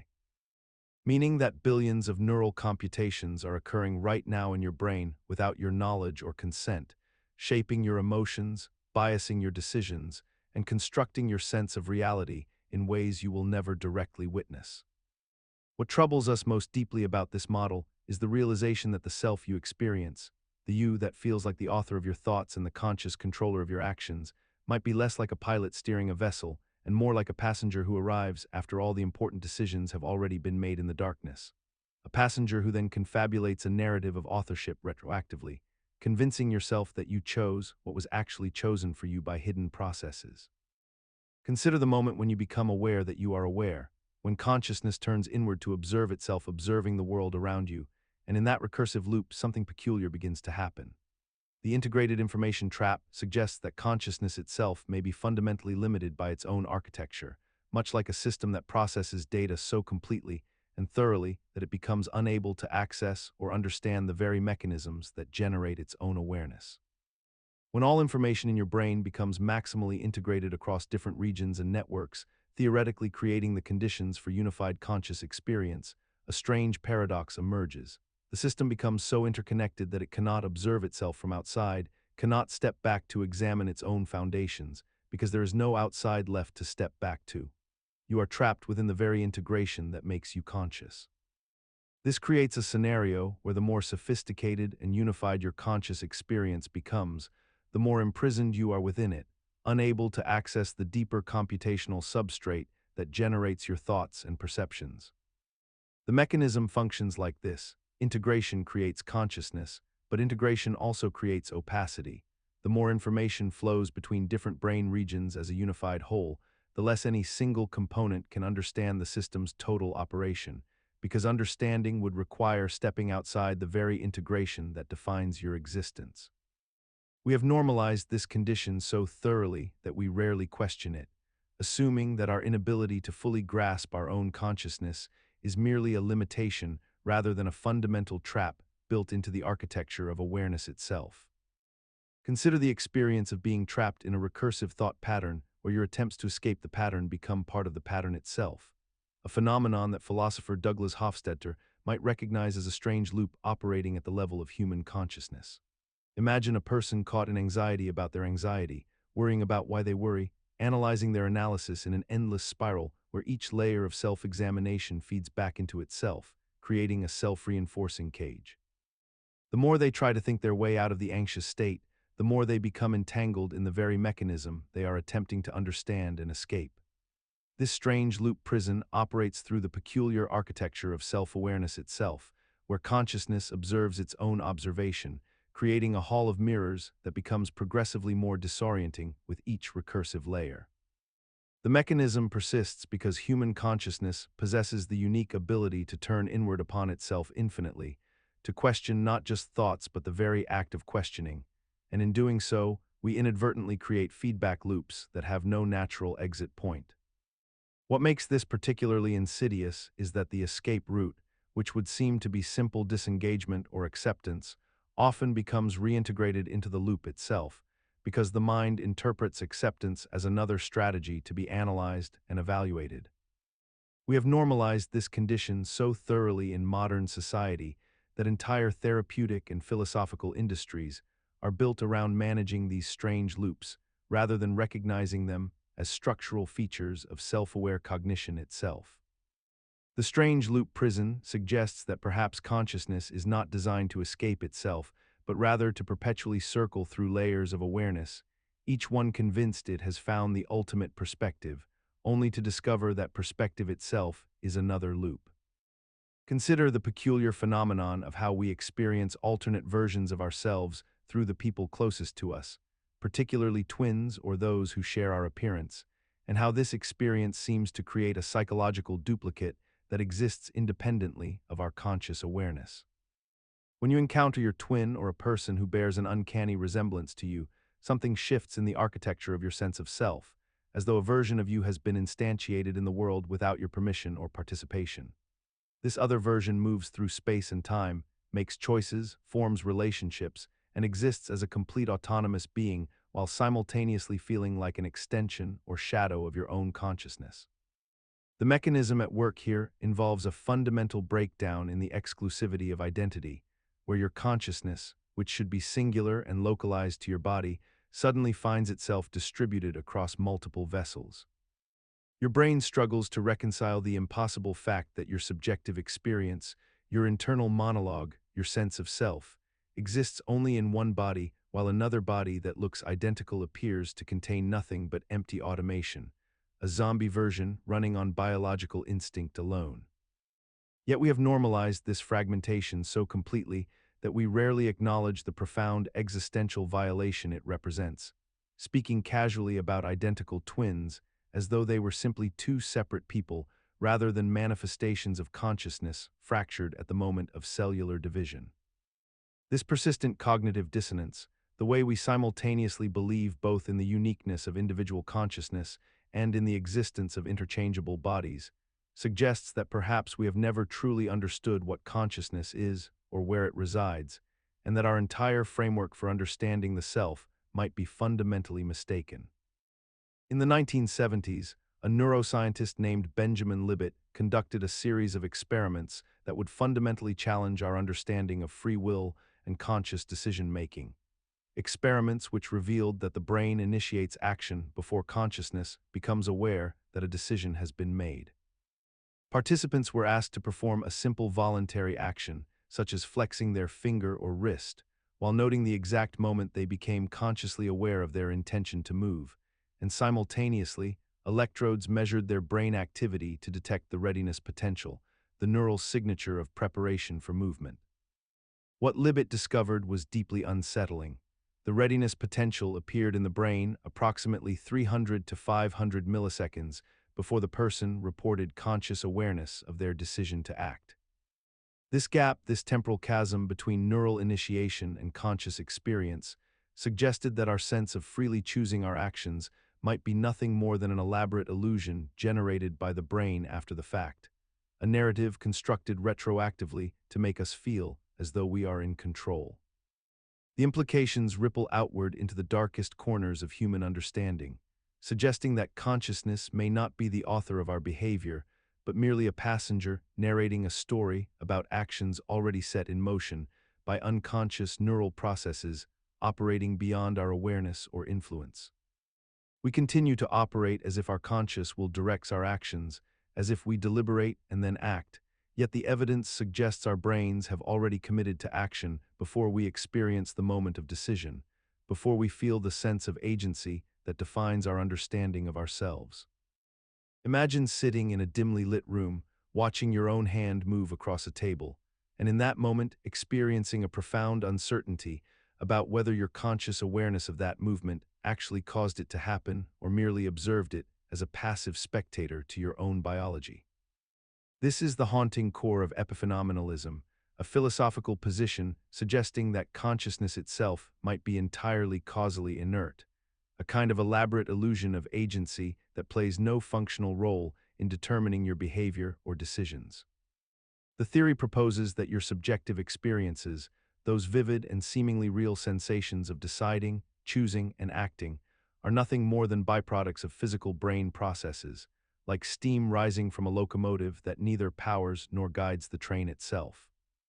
When you report that you decided to have coffee because you felt thirsty, epiphenomenalism suggests your brain's physical processes were already determining that choice before your conscious experience of thirst appeared,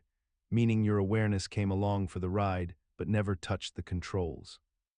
The mechanism underlying this troubling possibility emerges from a logical tension in how we understand mind and body.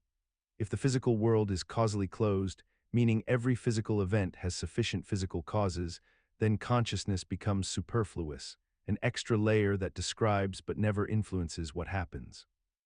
We experience ourselves as the authors of our actions, yet neuroscience shows that brain activity precedes conscious awareness of decisions by measurable intervals, suggesting we are watching ourselves act rather than consciously directing those actions. Consider the moment you become aware of the color red, the taste of salt, the sting of cold water on your skin, or the feeling of grief washing over you in a quiet room at midnight. You experience something undeniably real, something that seems to possess a quality of what it is like to be you in that moment, a property philosophers call qualia or phenomenal consciousness.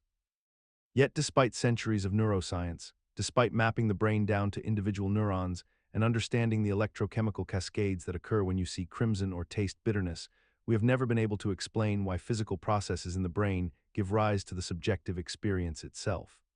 This is the hard problem of consciousness, and it may be fundamentally unsolvable, a dark reality we have begun to accept without fully grappling with its implications. The mechanism at work is deceptively simple. We confuse explanation with understanding, assuming that if we can describe the neural correlates of consciousness, if we can point to the firing patterns and chemical reactions, we have somehow bridged the explanatory gap between matter and mind. But no amount of detailed description of objective physical processes seems capable of explaining the subjective quality of experience itself, why it feels like something to be conscious rather than processing information in the dark. We have normalized this insurmountable gap by compartmentalizing our thinking, by treating consciousness as a secondary problem to be solved later, by developing philosophies and frameworks that simply bracket the hard problem away as perhaps not a legitimate scientific question at all. Yet the gap remains, yawning between the physical and the experiential, and the longer we persist in ignoring it, the more we risk building an entire civilization on an incomplete understanding of what we fundamentally are. Imagine consciousness not as a unified whole, but as countless microscopic fragments scattered throughout your brain like dust particles suspended in light, each one carrying a fragment of awareness that exists entirely independent of the others, never quite touching, never quite merging into anything cohesive, yet somehow creating the illusion of a single continuous self when observed from the outside. The mind-dust theory proposes that what we experience as our unified consciousness is actually the cumulative interference pattern created by billions of these infinitesimal conscious particles, each one possessing its own micro-awareness that cannot directly communicate with the others except through the most indirect and inefficient pathways, creating delays and gaps that we fill in retrospectively with false memories and invented narratives. In this framework, the reason you feel like one person experiencing one continuous stream of thought is not because you actually are one unified entity, but because your brain has evolved an extraordinarily sophisticated mechanism for creating coherence from chaos, for stitching together these disparate fragments of awareness into something that feels continuous when it is fundamentally discontinuous and fragmented at every level. The psychological mechanism that maintains this illusion, despite its fundamental impossibility, operates through a process of constant narrative construction, where your brain compiles data from these scattered consciousness particles and retroactively creates a story of unified experience, editing out the gaps and contradictions that would otherwise reveal the fragmentary nature of awareness itself. Consider the possibility that consciousness might not be an emergent property unique to complex brains, but rather a fundamental feature woven into the very fabric of existence itself, present in some form at every level of reality, from electrons to atoms to molecules to the vast cosmic structures that dwarf our understanding. This is the core proposition of Panpsychism, and when you truly contemplate its implications, a particular horror begins to unfold in your mind.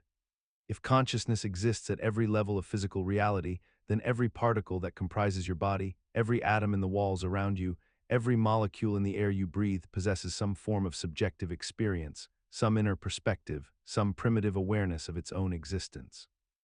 This means that the distinction between you as a conscious being and the unconscious matter surrounding you collapses entirely, and you are forced to confront the notion that you are not a unified consciousness inhabiting matter, but rather an aggregate of countless microscopic consciousnesses temporarily coordinated into the pattern that you call yourself. The psychological mechanism underlying this terror operates through the dissolution of the boundary between self and other, between mind and matter. We have evolved with an intuitive sense that consciousness is something special, something that separates us from dead matter, something that makes us fundamentally different from the objects we manipulate and the environments we navigate. Panpsychism systematically dismantles this comforting distinction by suggesting that the difference is merely one of degree and complexity, not of kind. What makes this thought pattern so deeply unsettling is that we have no empirical way to prove or disprove it, yet once introduced into consciousness, it cannot be fully expelled, lingering at the edges of awareness like an uninvited guest. Consider the moment you touch a hot stove and pull your hand away. You experience the pain, you perceive the danger, you feel the urgency of your decision to withdraw, and you believe that your conscious awareness is what caused your hand to move, yet the neural pathways responsible for that reflex action had already initiated the withdrawal before your consciousness ever registered the sensation at all. This is the fundamental paradox at the heart of the consciousness lag theory, which proposes that what we experience as the present moment of conscious awareness is actually a reconstructed narrative of events that have already occurred in your brain milliseconds before you become aware of them.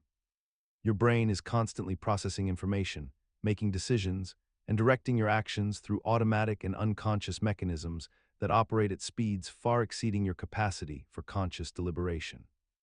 When you finally become aware of a choice you believe you have made, that choice has already been executed by neural processes that operated entirely beneath the threshold of your awareness. The theory suggests that consciousness itself is not the decision-maker or the originator of action, but rather a passenger that arrives late to the scene and mistakenly interprets the already determined outcome as its own voluntary choice.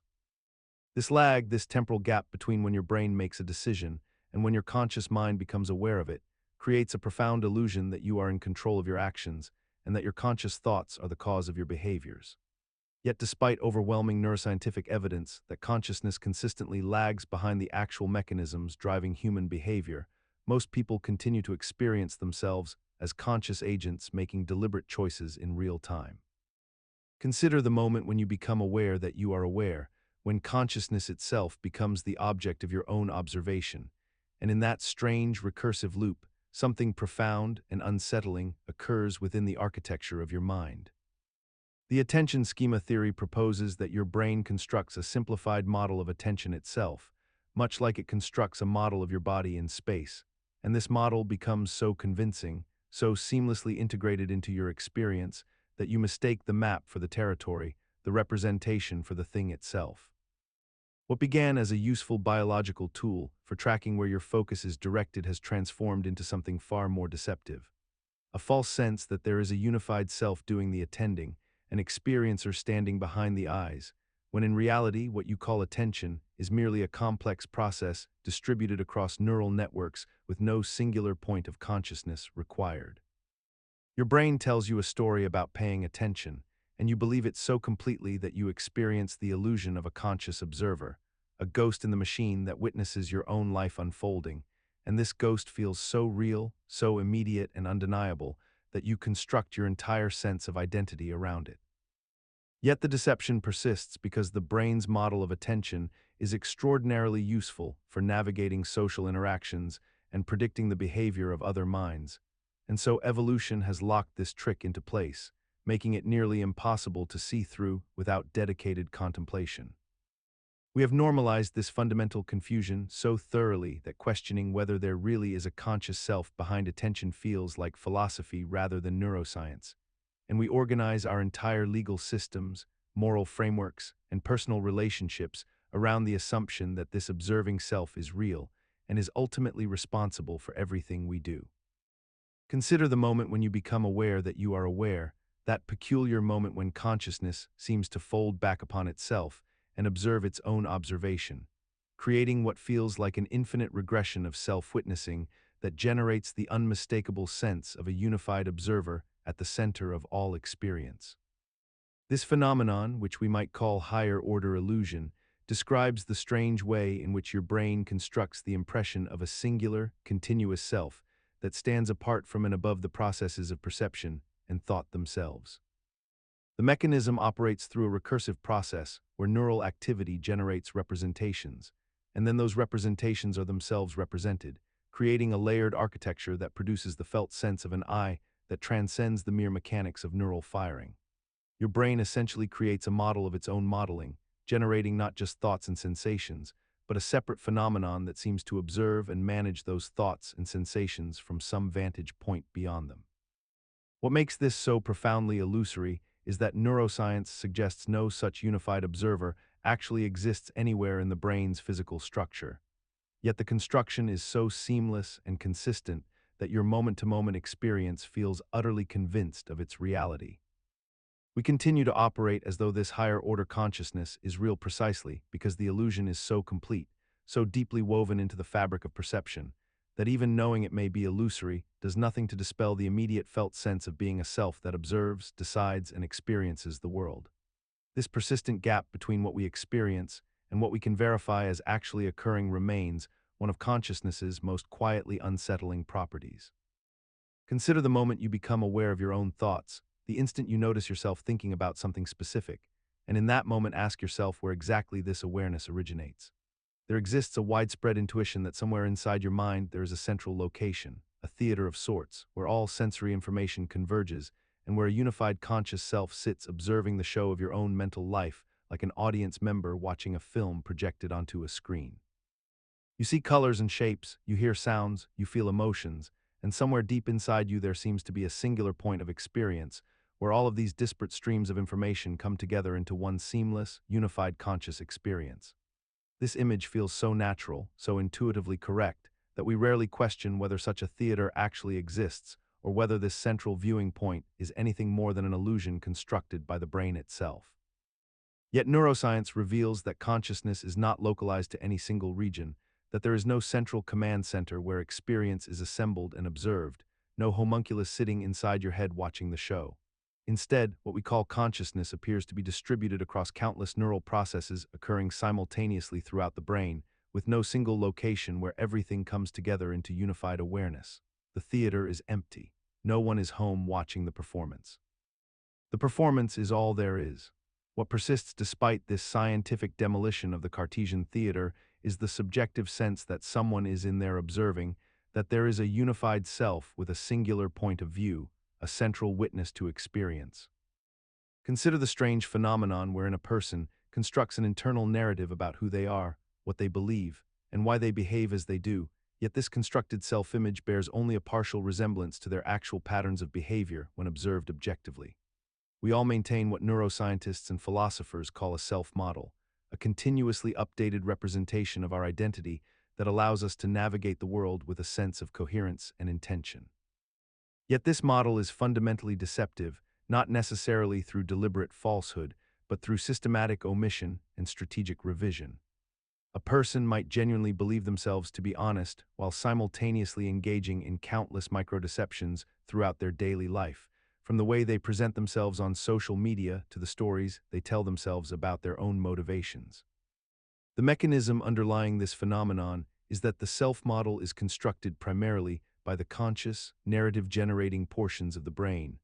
while the vast majority of our actual decision-making and behavior emerges from unconscious processes that operate entirely outside this narrative framework.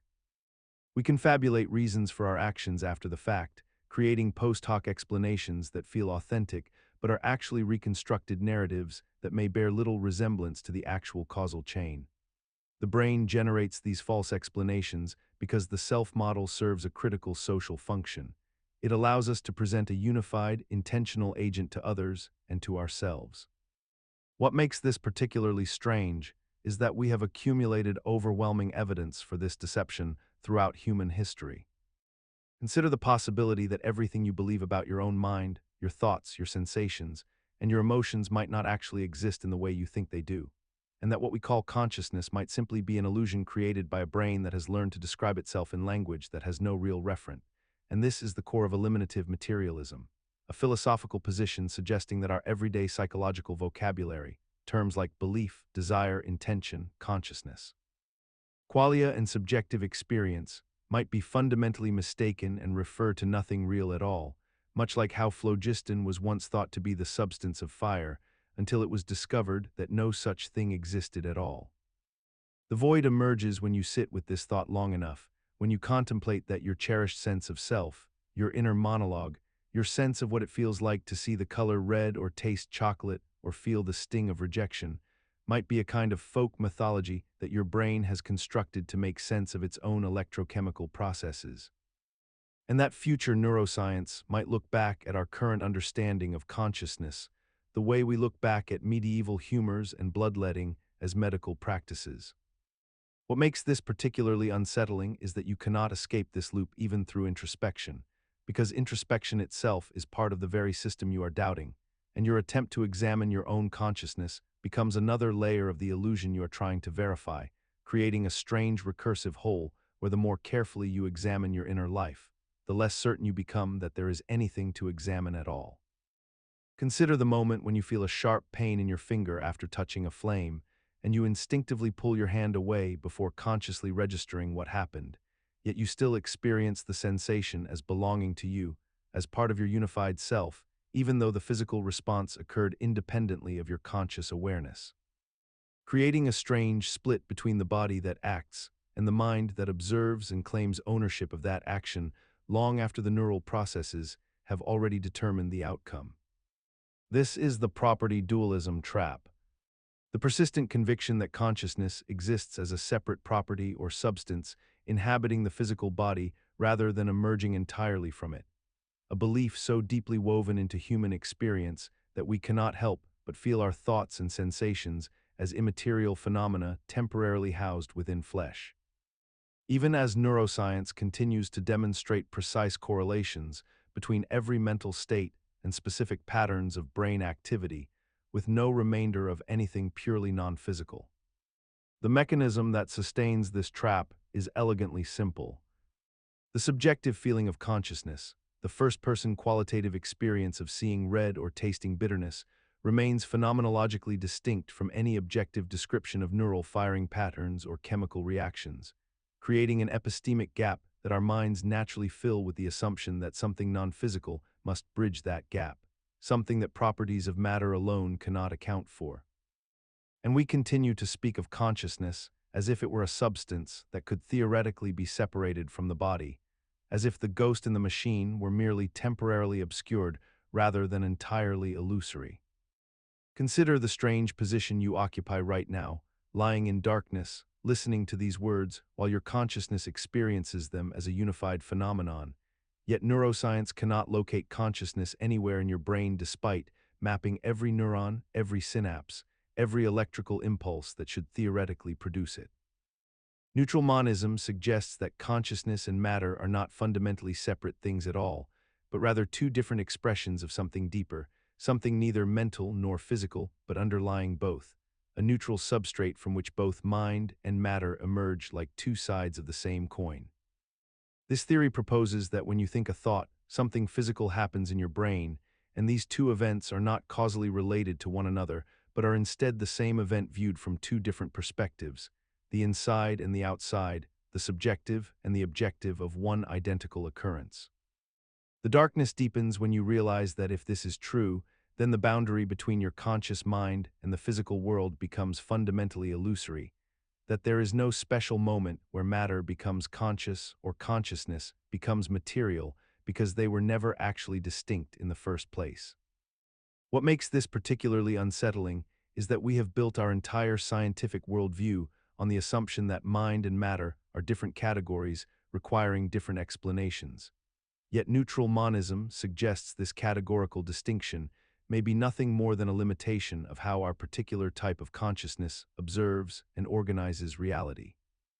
You cannot escape this theory through logic alone because it is consistent with all observable evidence while simultaneously making consciousness neither mysterious nor explicable through traditional frameworks.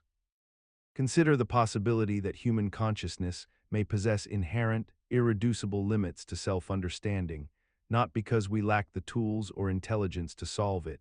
but because the very structure of consciousness itself prevents certain knowledge from being accessible to conscious minds. This is the essence of Mysterianism, a philosophical position suggesting that the hard problem of consciousness might be permanently beyond human comprehension, not due to current ignorance, but due to fundamental cognitive constraints built into our neural architecture.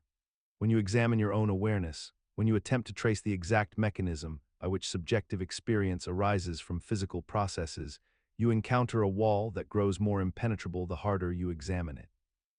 Neuroscientists can map every synapse, every neurotransmitter, every electrical pattern in the brain, yet the explanatory gap remains, as though consciousness operates according to principles that our conscious minds are structurally incapable of grasping. The mechanism behind this persistent mystery may be that understanding consciousness requires stepping outside consciousness itself, a logical impossibility much like an eye attempting to see itself without a mirror. Our cognitive tools, our language, our logical frameworks, and our very thoughts are all products of consciousness, making them potentially unfit instruments for investigating consciousness from the outside.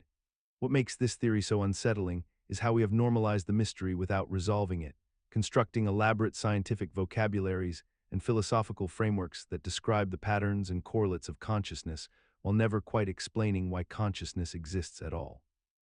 Consider the fundamental problem that has haunted philosophy for centuries. When you see an image, that image must be perceived by something, and that perceiver itself must be perceived by another observer, and that observer by yet another, spiraling backward into an infinite chain of nested consciousness with no foundation.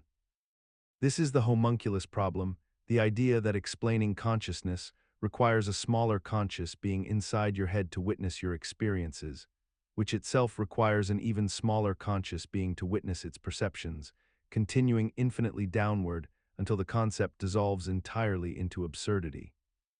The mechanism underlying this regress is our intuitive assumption that seeing something requires a subject doing the seeing, that perceiving requires a perceiver, that experiencing requires an experiencer, and we become trapped attempting to explain one conscious act by invoking another conscious act, never reaching an explanation, only pushing the mystery deeper into smaller and smaller layers.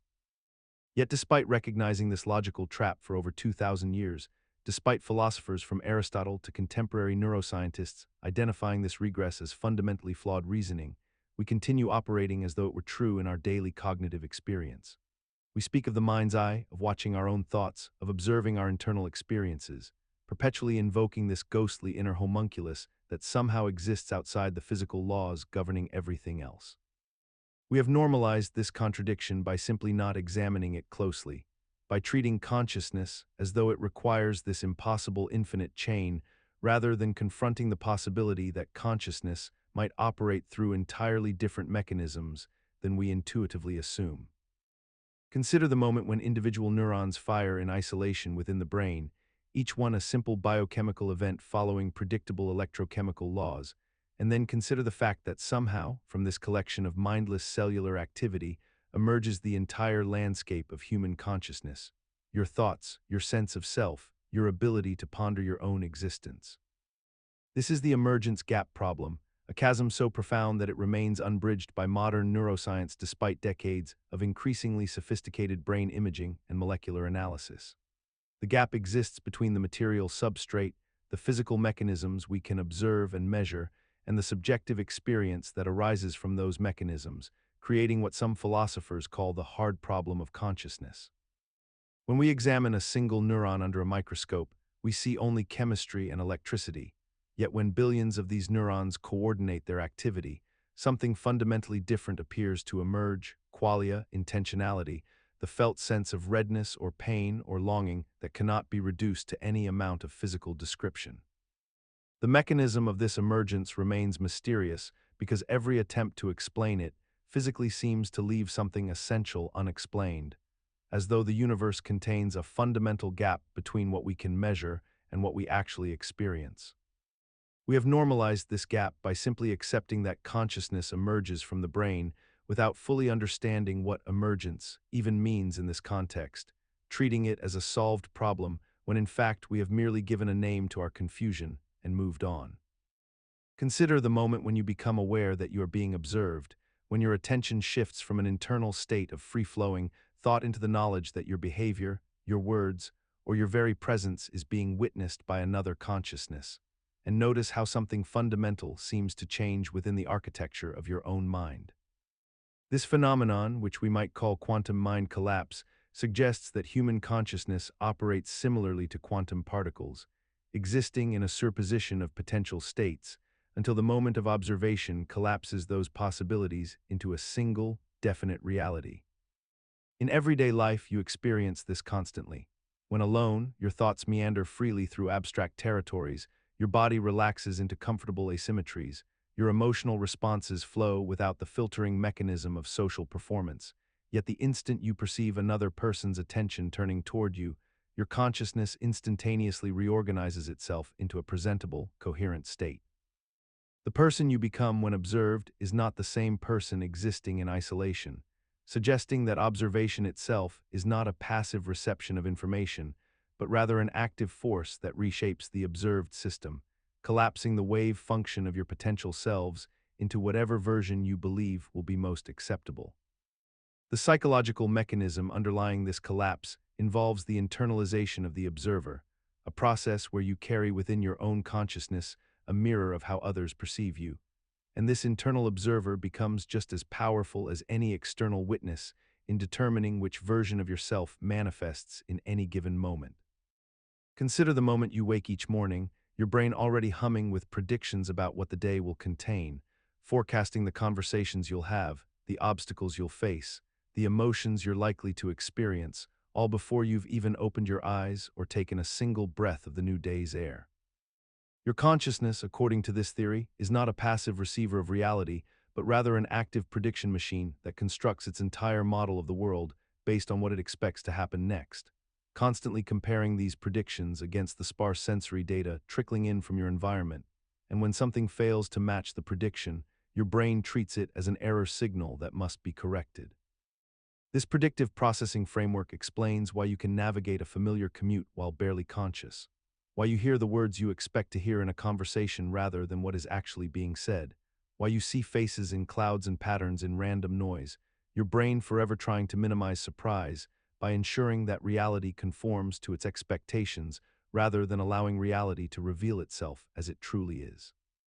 Consider the moments when your mind wanders without purpose, when you are not actively focused on any external task, when you lie in bed at night or sit alone in a quiet room with nothing demanding your attention. In these moments, your brain's default mode network activates, a vast interconnected system of regions including your medial prefrontal cortex, posterior cingulate cortex, and angular gyrus that together create what researchers call your self-referential thinking.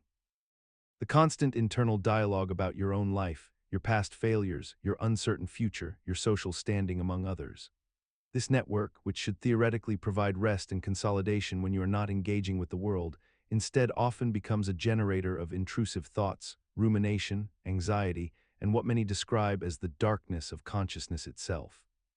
The mechanism is straightforward in its brutality. When external stimuli and task-focused demands are removed, your default mode network begins to construct narratives about yourself, and these narratives tend toward the negative, the critical, the worrisome, because your brain has evolved to be exquisitely attuned to threats, to problems, to what could go wrong. And in the absence of immediate external danger, it turns this threat detection apparatus inward upon itself, manufacturing psychological distress from the raw material of your own consciousness. Yet we have normalized this condition so thoroughly that we barely notice it happening. We accept that lying awake at 3 in the morning seized by self-doubt and regret is simply part of being human. We medicate it or distract ourselves from it, but we rarely ask why our own minds, in their supposed resting state, become such hostile environments. Why the darkness that emerges when we finally stop doing is so much more vivid and troubling than any external darkness we might encounter in the physical world. Consider the moment you recall a conversation from years ago and describe it to someone with absolute certainty, only to have that person gently correct you on details you thought you remembered perfectly, and in that instant you realize your memory was fundamentally wrong, yet the false version felt completely authentic in your mind moments before. This is confabulation, the brain's remarkable and unsettling ability to fill gaps in memory with fabricated details that feel indistinguishable from genuine recollection. And what makes it particularly dark is that this process happens automatically, without any conscious deception on your part, meaning you are literally lying to yourself and others without intending to or even being aware of it. The mechanism operates because your brain does not store memories like a video recording that plays back exactly as it occurred. Instead, it stores fragments, associations, and emotional impressions, and when you attempt to recall something, your brain reconstructs the memory by filling in the gaps with logical inferences, contextual details, and suggestions from your environment or from other people's versions of the same event. Your brain is essentially a prediction machine that builds a coherent narrative from incomplete data, and because this reconstructive process happens so seamlessly and feels so vivid and real, you experience the fabricated elements as genuine memories with the same confidence you feel about things you actually witnessed directly. What makes this phenomenon persist despite its obvious logical problems is that confabulation serves a psychological function. It allows you to maintain a coherent sense of self and continuous identity by creating a seamless narrative of your life, even though your actual experiences are fragmented and incomplete, and your brain prioritizes narrative coherence and emotional consistency over factual accuracy. Imagine a person walking through a crowded room, and mid-conversation, someone replaces that person with a completely different individual, yet the observer fails to notice the substitution until it is explicitly pointed out. This phenomenon, documented extensively in cognitive psychology, is called change blindness, and it reveals a disturbing truth about the reliability of human perception. Our conscious experience insists that we see everything in our visual field with perfect clarity and continuity, yet experiments demonstrate repeatedly that we miss dramatic alterations occurring right before our eyes when our attention is directed elsewhere, or when the change happens during a brief visual disruption. A person's face, clothing, or even their presence entirely can be swapped out, and we remain oblivious, our brains confidently constructing a false narrative of continuous visual experience. The mechanism underlying this phenomenon involves the limited capacity of our attentional system and our reliance on memory rather than perception to fill gaps in awareness. Our brains do not actually store detailed visual information about the entire scene. Instead, they create the illusion of complete visual awareness while sampling only small portions of our environment at any given moment. When something changes during a moment when we are not actively attending to it, or when the change is masked by a brief interruption, our brain simply does not register the discrepancy because there is no comparison being made. What makes this genuinely unsettling is that despite knowing change blindness exists, despite understanding the mechanism, We cannot voluntarily escape it. Even when warned, even when actively trying to detect changes, most people still miss them. This suggests that our sense of continuous comprehensive awareness is a persistent illusion that our conscious mind maintains regardless of evidence to the contrary. Consider the invisible gorilla experiment conducted at Harvard University, where observers watched a video of people passing basketballs and were instructed to count the passes carefully. A task so demanding that when a person in a gorilla suit walked directly across the court, over half of the viewers never saw it at all. Their visual information processing so narrowly focused on the counting task that an enormous moving object simply failed to register in their conscious experience despite entering their visual field completely. This phenomenon, known as inattentional blindness, reveals something deeply troubling about the nature of consciousness itself, that we do not actually perceive reality as a complete picture, but rather our minds construct a selective experience based entirely on where we have allocated our attention, leaving vast portions of the world around us in a state of perpetual invisibility. The mechanism underlying this occurs because attention acts as a bottleneck in our cognitive system, a filtering mechanism that prioritizes certain information streams while actively suppressing others, and the neural pathways dedicated to processing attended stimuli receive enhanced activation while unattended information is filtered out before it ever reaches conscious awareness, creating the illusion that we see everything when in fact we see almost nothing except what our minds have chosen to highlight. What makes this phenomenon particularly unsettling is that we experience no sense of blindness whatsoever.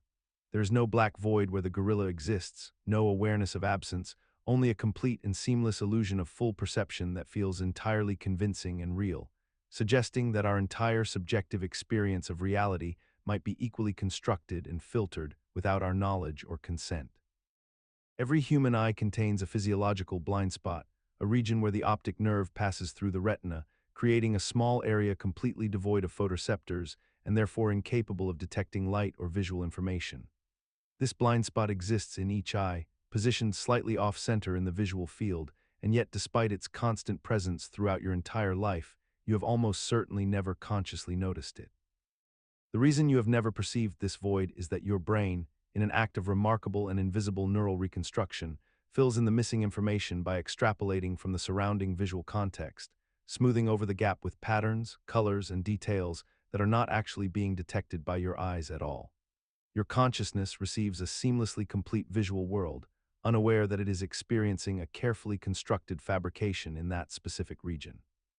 What makes this phenomenon particularly unsettling when examined philosophically is the recognition that your brain is not simply compensating for missing data in a transparent way, but rather it is actively generating false sensory information and presenting it to your conscious awareness as direct perception. You believe you are seeing that region, but you are not seeing it. You are experiencing your brain's best guess about what should be there.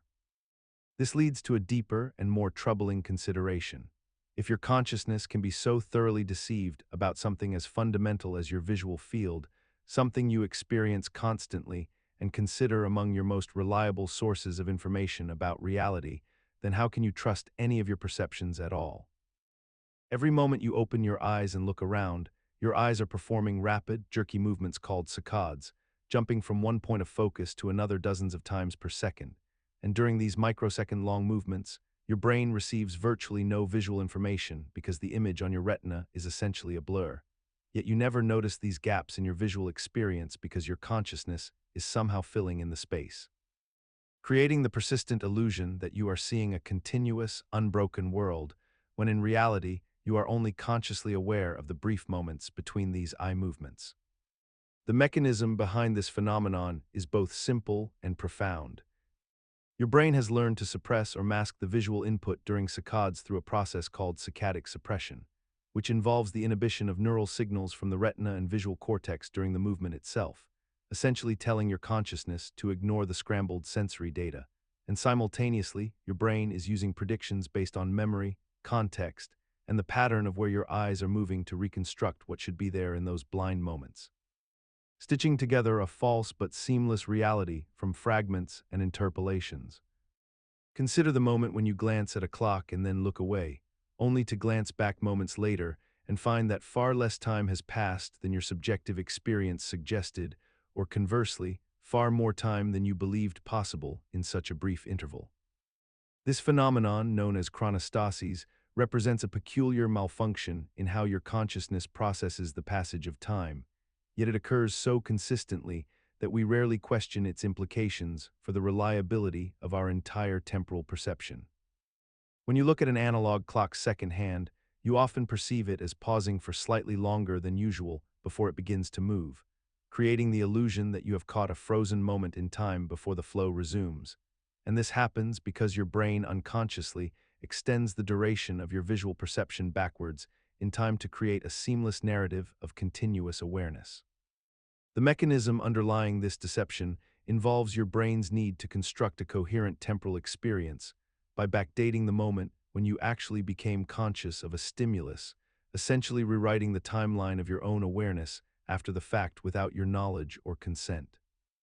Your consciousness is not receiving real-time information about the world, but rather a heavily edited and reconstructed version that has been assembled by neural processes operating largely beneath your awareness. And this reconstruction includes deliberate temporal manipulations that alter when you perceive events to have occurred relative to your actions and observations. What makes chronostasis particularly unsettling is that it persists despite our intellectual understanding that it occurs, suggesting that conscious knowledge of a perceptual illusion has virtually no power to correct the illusion itself, and we continue to trust our sense of temporal flow even while recognizing that this sense is demonstrably false. Consider the moment when you stare at a waterfall for an extended period, watching the cascading water flow downward with hypnotic consistency, and then you look away to observe the surrounding rocks and cliffs, only to witness them drifting upward in a gentle, phantom motion that persists for several seconds before fading away. This phenomenon, known as the motion aftereffect or waterfall illusion, represents a fascinating crack in the foundation of how we perceive reality itself, suggesting that what we experience as the world around us is not a direct perception, but rather a constructed interpretation generated by our neural systems. The mechanism underlying this effect involves specialized neurons in the visual cortex called motion-selective neurons, which become fatigued after prolonged exposure to movement in a single direction, causing them to fire less frequently when confronted with stationary objects, which the brain then interprets as movement in the opposite direction. This is not a deliberate deception, but rather the inevitable consequence of how our sensory systems encode information through comparison and contrast, constantly assessing the world not in absolute terms, but in relation to what came before. What makes this phenomenon particularly unsettling is that we are aware of it intellectually. We know the rocks are not moving, yet the illusion persists with complete visual authority, suggesting a troubling gap between knowledge and perception, between what we understand logically and what we directly experience. Consider the peculiar phenomenon where an individual who has lost a limb, whether through amputation, accident, or surgical intervention, continues to feel that limb as though it still exists in three-dimensional space, complete with sensation, pain, temperature, and even the ability to perceive its position and movement. A person missing their right leg might report a vivid sensation of their toes curling, or an intense itch on a foot that no longer exists in the physical world, or a sharp stabbing pain in an ankle that was severed years ago. These sensations are not hallucinations in the traditional sense. They are reported by the vast majority of amputees with remarkable consistency and specificity. The phantom limb does not fade immediately after amputation. Instead, it often persists for months, years, or even for the remainder of the person's life, occasionally shifting position or changing in perceived size, but remaining fundamentally present within consciousness. The mechanism underlying this phenomenon appears to be rooted in the brain's proprioceptive maps and somatosensory cortex, regions that have spent years or decades encoding the neural representation of that missing limb, creating a ghostly echo of anatomy that no longer exists. The brain continues to send signals to a body part that cannot receive them, continues to process feedback from a limb that cannot send it, as if the neural pathways themselves refuse to accept the reality of absence. What becomes genuinely unsettling to contemplate is that this suggests consciousness is not merely a reflection of current physical reality, but rather a construction built from deeply embedded neural expectations and historical patterns. The mind appears more committed to its internal map than to the external truth, more willing to maintain a phantom sensation than to update its representation of the body. Consider the documented cases of individuals who experience synesthesia, a neurological condition where stimulation of one sensory pathway leads to automatic, involuntary experiences in another sensory pathway. And then consider how this phenomenon might be occurring in the broader human population far more widely than we currently acknowledge or measure. The traditional understanding suggests that synesthesia is a rare condition affecting perhaps 4% of the population.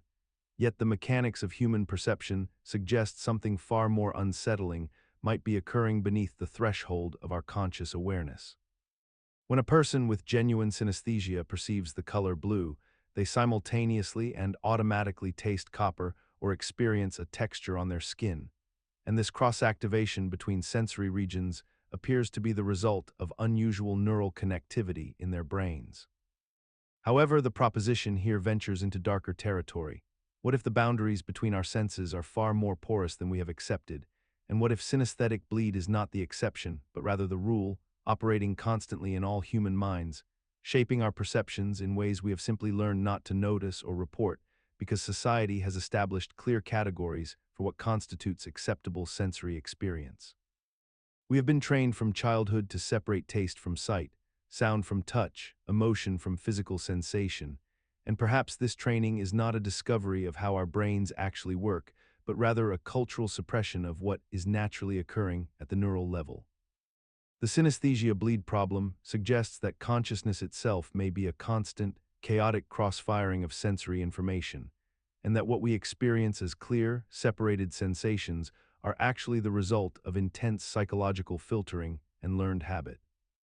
Consider the neurological condition known as hemispatial neglect, where patients with damage to one hemisphere of the brain become genuinely unable to perceive, acknowledge, or interact with an entire half of their visual field or body, not because their eyes have failed them, but because the neural circuits responsible for attention have been severed, and this raises a troubling possibility.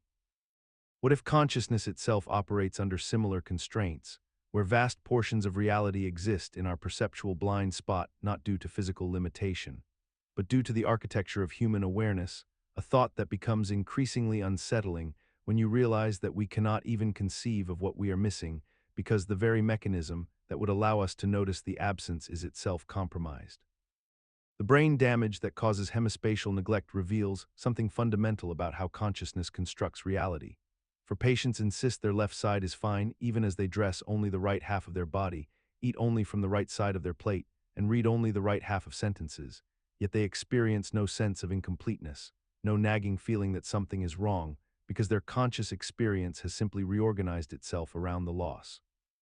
And this suggests that our subjective reality is not a window onto the world as it truly exists, but rather a construction built from whatever information our damaged neural architecture manages to process. Imagine waking up one morning and looking at the person you have loved most in your life, your spouse, your parent, your child, and feeling with absolute certainty that they are not who they claim to be, that they are an imposter, a duplicate, a replacement so perfect that no one else can see the deception. This is Capgras delusion, a neuropsychiatric condition where patients develop an unshakable conviction that a close loved one has been substituted by an identical-looking imposter, despite all objective evidence proving otherwise. The person with Capgras syndrome experiences a profound disconnection between recognition and emotional response, where the brain acknowledges the face as familiar but generates no emotional resonance, no feeling of familiarity in the deeper limbic system. The mechanism involves a disruption in the neural pathway connecting the temporal lobe, which processes facial recognition, to the limbic system, which generates emotional significance and feeling tone toward recognized faces. When this connection fractures, the brain resolves the contradiction by constructing an elaborate false belief. The face is correct, but the person is wrong. What makes this condition particularly unsettling is how it persists despite overwhelming logic, despite fingerprints and DNA and years of shared memories, because belief operates in a territory that logic cannot reach once the emotional substrate has been severed. Yet consider how this delusion mirrors something far more common in ordinary consciousness. The way we can look at people we once loved and feel they have somehow become strangers, how familiarity can drain from even the most important faces without changing their features, how the emotional truth of a person's identity sometimes feels more real than their actual presence. Consider the person who has suffered a stroke that has left them partially paralyzed on one side of their body. Yet when you ask them to raise their affected arm, they insist they have done so, genuinely believing in their own mind that their limb has moved even as it remains motionless at their side. And when you point out the contradiction between their belief and observable reality, they do not experience cognitive dissonance, but instead construct elaborate explanations for why they have not actually tried, or why the task is somehow different than they understood it to be.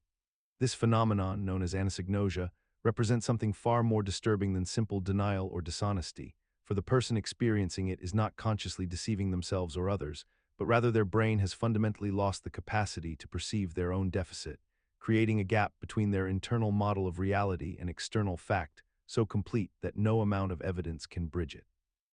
The mechanism operates through a breakdown in metacognition, that intricate neural system which allows us to monitor our own thoughts, abilities, and bodily states. And when this monitoring system fails, the brain does not simply report an absence of information, but instead fills the void with false confidence and false memory, constructing narratives that feel entirely authentic from within.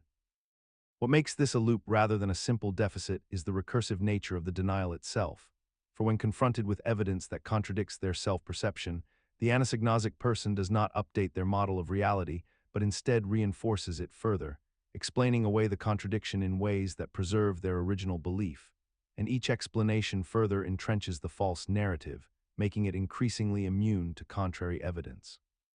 Imagine a person who has suffered a stroke or brain injury that has completely destroyed their visual cortex, the region responsible for processing sight, and yet when you ask them if they can see, they insist that they can, describing objects in front of them with unwavering confidence, painting details about their surroundings that should be impossible for them to perceive. This is Anton syndrome, a rare neurological condition where patients experience complete blindness while simultaneously maintaining an absolute conviction that their vision remains intact. The person moves through the world as though sighted, bumping into furniture and walls, yet never acknowledging these collisions as evidence of their condition, instead confabulating explanations for why they stumbled or inventing details about what they claim to see.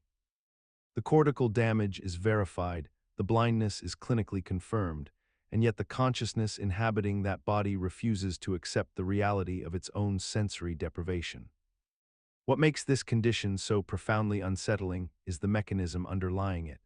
When the visual cortex is destroyed, the person loses not only the ability to see, but also loses the awareness that seeing has become impossible, because the very brain region that would recognize and process that loss has been obliterated. The disconnect between reality and perception becomes absolute, and consciousness becomes trapped in a narrative of its own construction, unable to access the information that would contradict its false certainty. Imagine waking up to find that one of your own hands has become a stranger to you, moving with apparent intention and purpose entirely independent of your conscious will, reaching for objects you did not decide to grasp, performing gestures you did not command, almost as though some external entity has taken temporary possession of your limb while leaving your mind fully aware and helpless to intervene. This is the reality of alien hand syndrome, a rare neurological condition that emerges most commonly following surgical separation of the corpus callosum, the dense bundle of neural fibers that serves as the primary communication highway between the left and right hemispheres of the brain.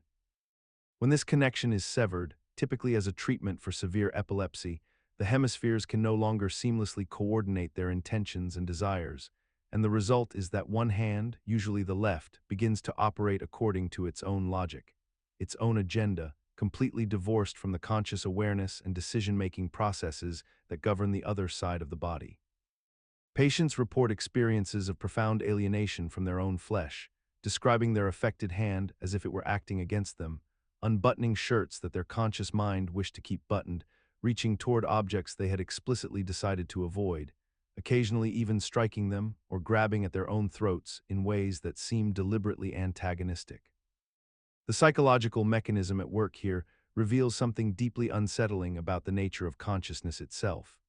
The unified sense of self that we take for granted appears to be a carefully maintained illusion, a narrative construction that our brain assembles from multiple competing processes and hemispheric functions that would otherwise be in constant conflict. Consider the documented cases of individuals who suddenly abandon their lives, their families, their identities, and travel to distant places with no memory of how they arrived or who they are. Yet somehow they function, they rent apartments, they take jobs, they build entirely new lives as different people, and weeks or months later they awaken as if from a dream with no recollection of the intervening time. This is dissociative fugue, a state where consciousness fragments so completely that an entirely separate identity emerges to navigate reality while the original self goes dormant. And what makes this phenomenon particularly unsettling is that these alternate identities are not random fabrications, but rather carefully constructed personas that reflect hidden aspects of the psyche that the primary consciousness could never acknowledge or live out. The mechanism appears to operate through an extreme form of psychological compartmentalization, where the brain essentially creates a firewall so profound that different neural networks activate independently, each one generating its own sense of self, its own memories, and its own behavioral patterns, almost as though multiple consciousnesses are sharing the same biological body like passengers in a vehicle, with only one able to drive at any given moment. The traumatized mind, researchers suggest, develops this capacity as an ultimate escape route when reality becomes so unbearable that even the psychological defenses of repression and denial prove insufficient, and so consciousness itself fractures into distinct operational units, each one handling different aspects of existence that the unified self cannot manage simultaneously. Imagine walking through your childhood home, the place where you spent 20 years of your life, and suddenly nothing feels familiar. The hallway seems alien, the kitchen angles feel wrong, and for a brief moment you cannot remember why you know where anything is, as though you are an intruder in someone else's life rather than the person who grew up between these walls. This is jamais vu, the inverse of déjà vu, where the intimately known becomes suddenly and inexplicably strange, and what makes it particularly unsettling is that your mind seems to recognize that it should be familiar even as your consciousness rejects that familiarity entirely. The mechanism behind this phenomenon appears to involve a temporal disconnect in memory consolidation and semantic processing, where the neural pathways that encode familiarity become momentarily desynchronized from the actual retrieval of information about a place or person or situation, creating a cognitive paradox in which you simultaneously know and do not know something, holding two contradictory mental states without resolution.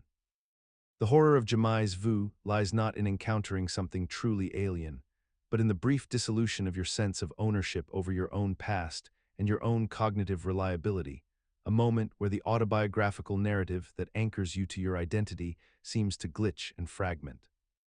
Consider the moment when you repeat a word so many times that it loses all meaning, when the familiar syllables become merely sounds, empty of content, until eventually you cannot remember why that word ever meant anything at all. This is semantic satiation, but the semantic satiation void takes this phenomenon into something far stranger. It suggests that consciousness itself may operate within a similar mechanism, where continuous exposure to existence, to the same recurring patterns of thought and perception, causes the meaning of consciousness to gradually erode until we find ourselves aware but hollow, present but fundamentally disconnected from what presence actually means. Your awareness persists, but it becomes increasingly difficult to locate what you are actually aware of, creating a kind of internal void where the sense of self should be most transparent. The mechanism underlying this dark theory rests on the observation that consciousness requires contrast to maintain clarity, that meaning emerges only through differentiation and novelty. When consciousness becomes too familiar with itself, when the tools of awareness are continuously turned inward without external reference points, a peculiar satiation occurs where awareness begins to feed on awareness in an endless loop, creating a sensation of profound emptiness precisely because nothing new can emerge from this recursive pattern. You become conscious of the fact that you are conscious, then conscious of that awareness, then aware of that awareness, until the trail spirals downward into an abyss where each layer of reflection adds less information than the last, collapsing meaning toward absolute zero. Yet despite the logical impossibility of this state, despite how clearly we might articulate that consciousness should rupture or reset under such conditions, we persist within this void throughout our daily existence. Consider the experience of knowing something without being able to access it, that peculiar cognitive state where a word or memory hovers just beyond the threshold of retrieval, present in your mind yet completely inaccessible to your conscious articulation. You find yourself in conversation, reaching for a name or term that you absolutely know you know, feeling its shape and weight in your consciousness, sensing its semantic neighborhood and emotional associations, yet the precise verbal form eludes you entirely. This phenomenon, known to linguists and psychologists as the tip of the tongue state, represents a fundamental paradox in how human consciousness operates, a moment where knowledge and ignorance occupy the same space simultaneously.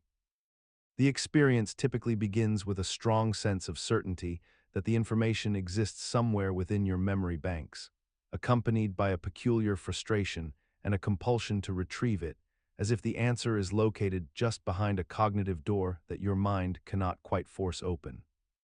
What makes this phenomenon particularly strange is how your consciousness behaves during this state. You often can retrieve partial information, such as the first letter of the word, its approximate length, or words that rhyme with it, proving that the neural pathways containing this information are partially activated even though the complete retrieval remains blocked. The mechanism behind this involves the distinction between explicit and implicit memory systems. Your brain has encoded the information completely, but some temporary interference or retrieval failure is preventing the smooth activation needed for conscious access. Some theorists suggest that the blocking occurs due to competition from similar words that occupy nearby neural territory, while others propose that the particular neural pattern required to fully activate the target word has somehow become temporarily inaccessible.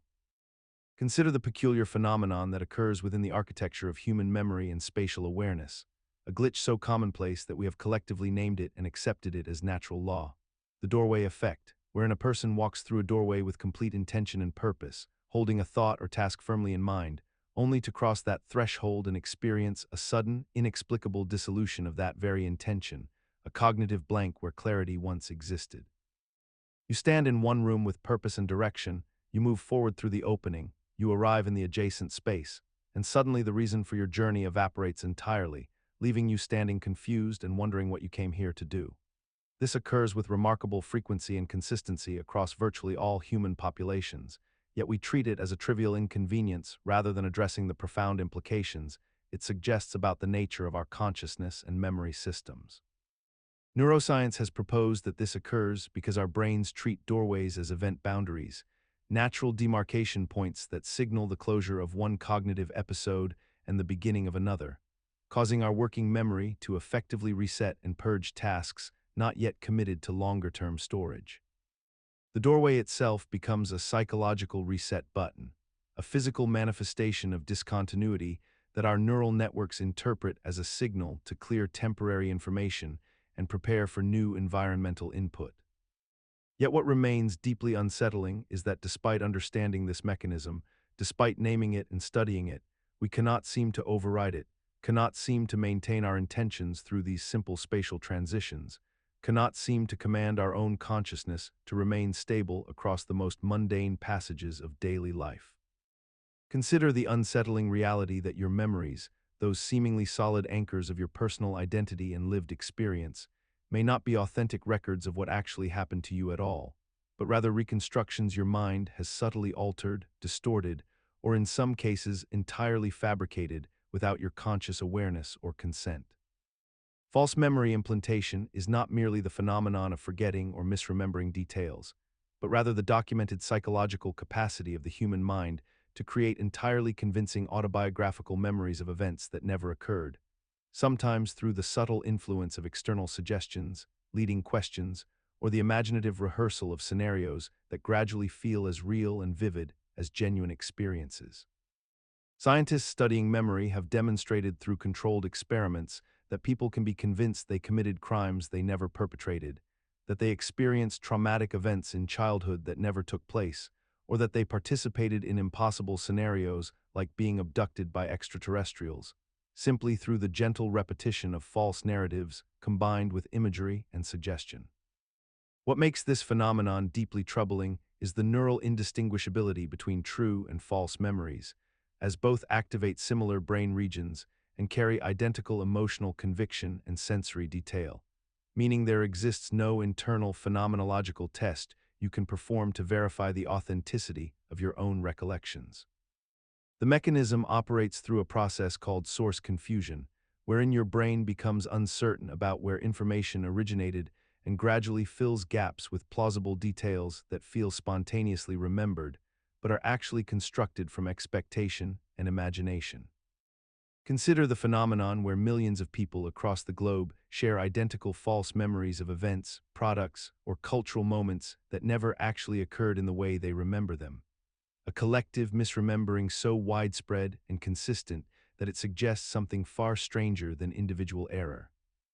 The classic example involves Nelson Mandela himself, where countless individuals distinctly recall his death in prison during the 1980s, complete with vivid memories of funeral coverage and world mourning, yet he survived until 2013 and lived an entirely different public life in their actual timeline. Beyond this singular case, the pattern repeats with disturbing frequency. Millions remember the Berenstain Bears being spelled with an E when records show it was always Berenstain. People recall seeing a cornucopia in the fruit of the loom logo when no such emblem ever existed there, and swaths of the population vividly remember the movie scene where Darth Vader says, "Luke, I am your father," when he actually says, "No, I am your father." The mechanism appears rooted in how human memory operates at a collective level, where cultural narratives, linguistic patterns, and logical expectations reshape actual memories into versions that feel more coherent or emotionally resonant, creating consensus hallucinations anchored to what we believe should have happened rather than what did. Yet what remains most unsettling is not merely the individual susceptibility to false memory, but rather the exact synchronization across vast populations, where thousands or millions converge on identical fabrications, as though accessing some shared corrupted file rather than independently arriving at similar mistakes. When consciousness begins to emerge from the depths of sleep, there exists a peculiar window in which the body remains locked in the paralysis that protects us during dreams. Yet the mind becomes aware enough to perceive the world around it, and in this state, people across cultures and centuries have reported encounters with shadowy figures, demonic presences, and otherworldly beings that seem to manifest in the darkness of their bedrooms with unmistakable clarity and intention. These entities, known collectively as sleep paralysis entities, have been documented in the folklore and medical literature of virtually every human civilization. From the old hag of Anglo-Saxon tradition to the pinyon demon of Chinese medicine to the shadow people of modern paranormal communities, each culture describing remarkably similar characteristics despite having no means of cross-cultural contamination. The experience itself begins when the brain, during the stage known as rapid eye movement sleep, deliberately paralyses the voluntary muscles to prevent the body from acting out the contents of dreams.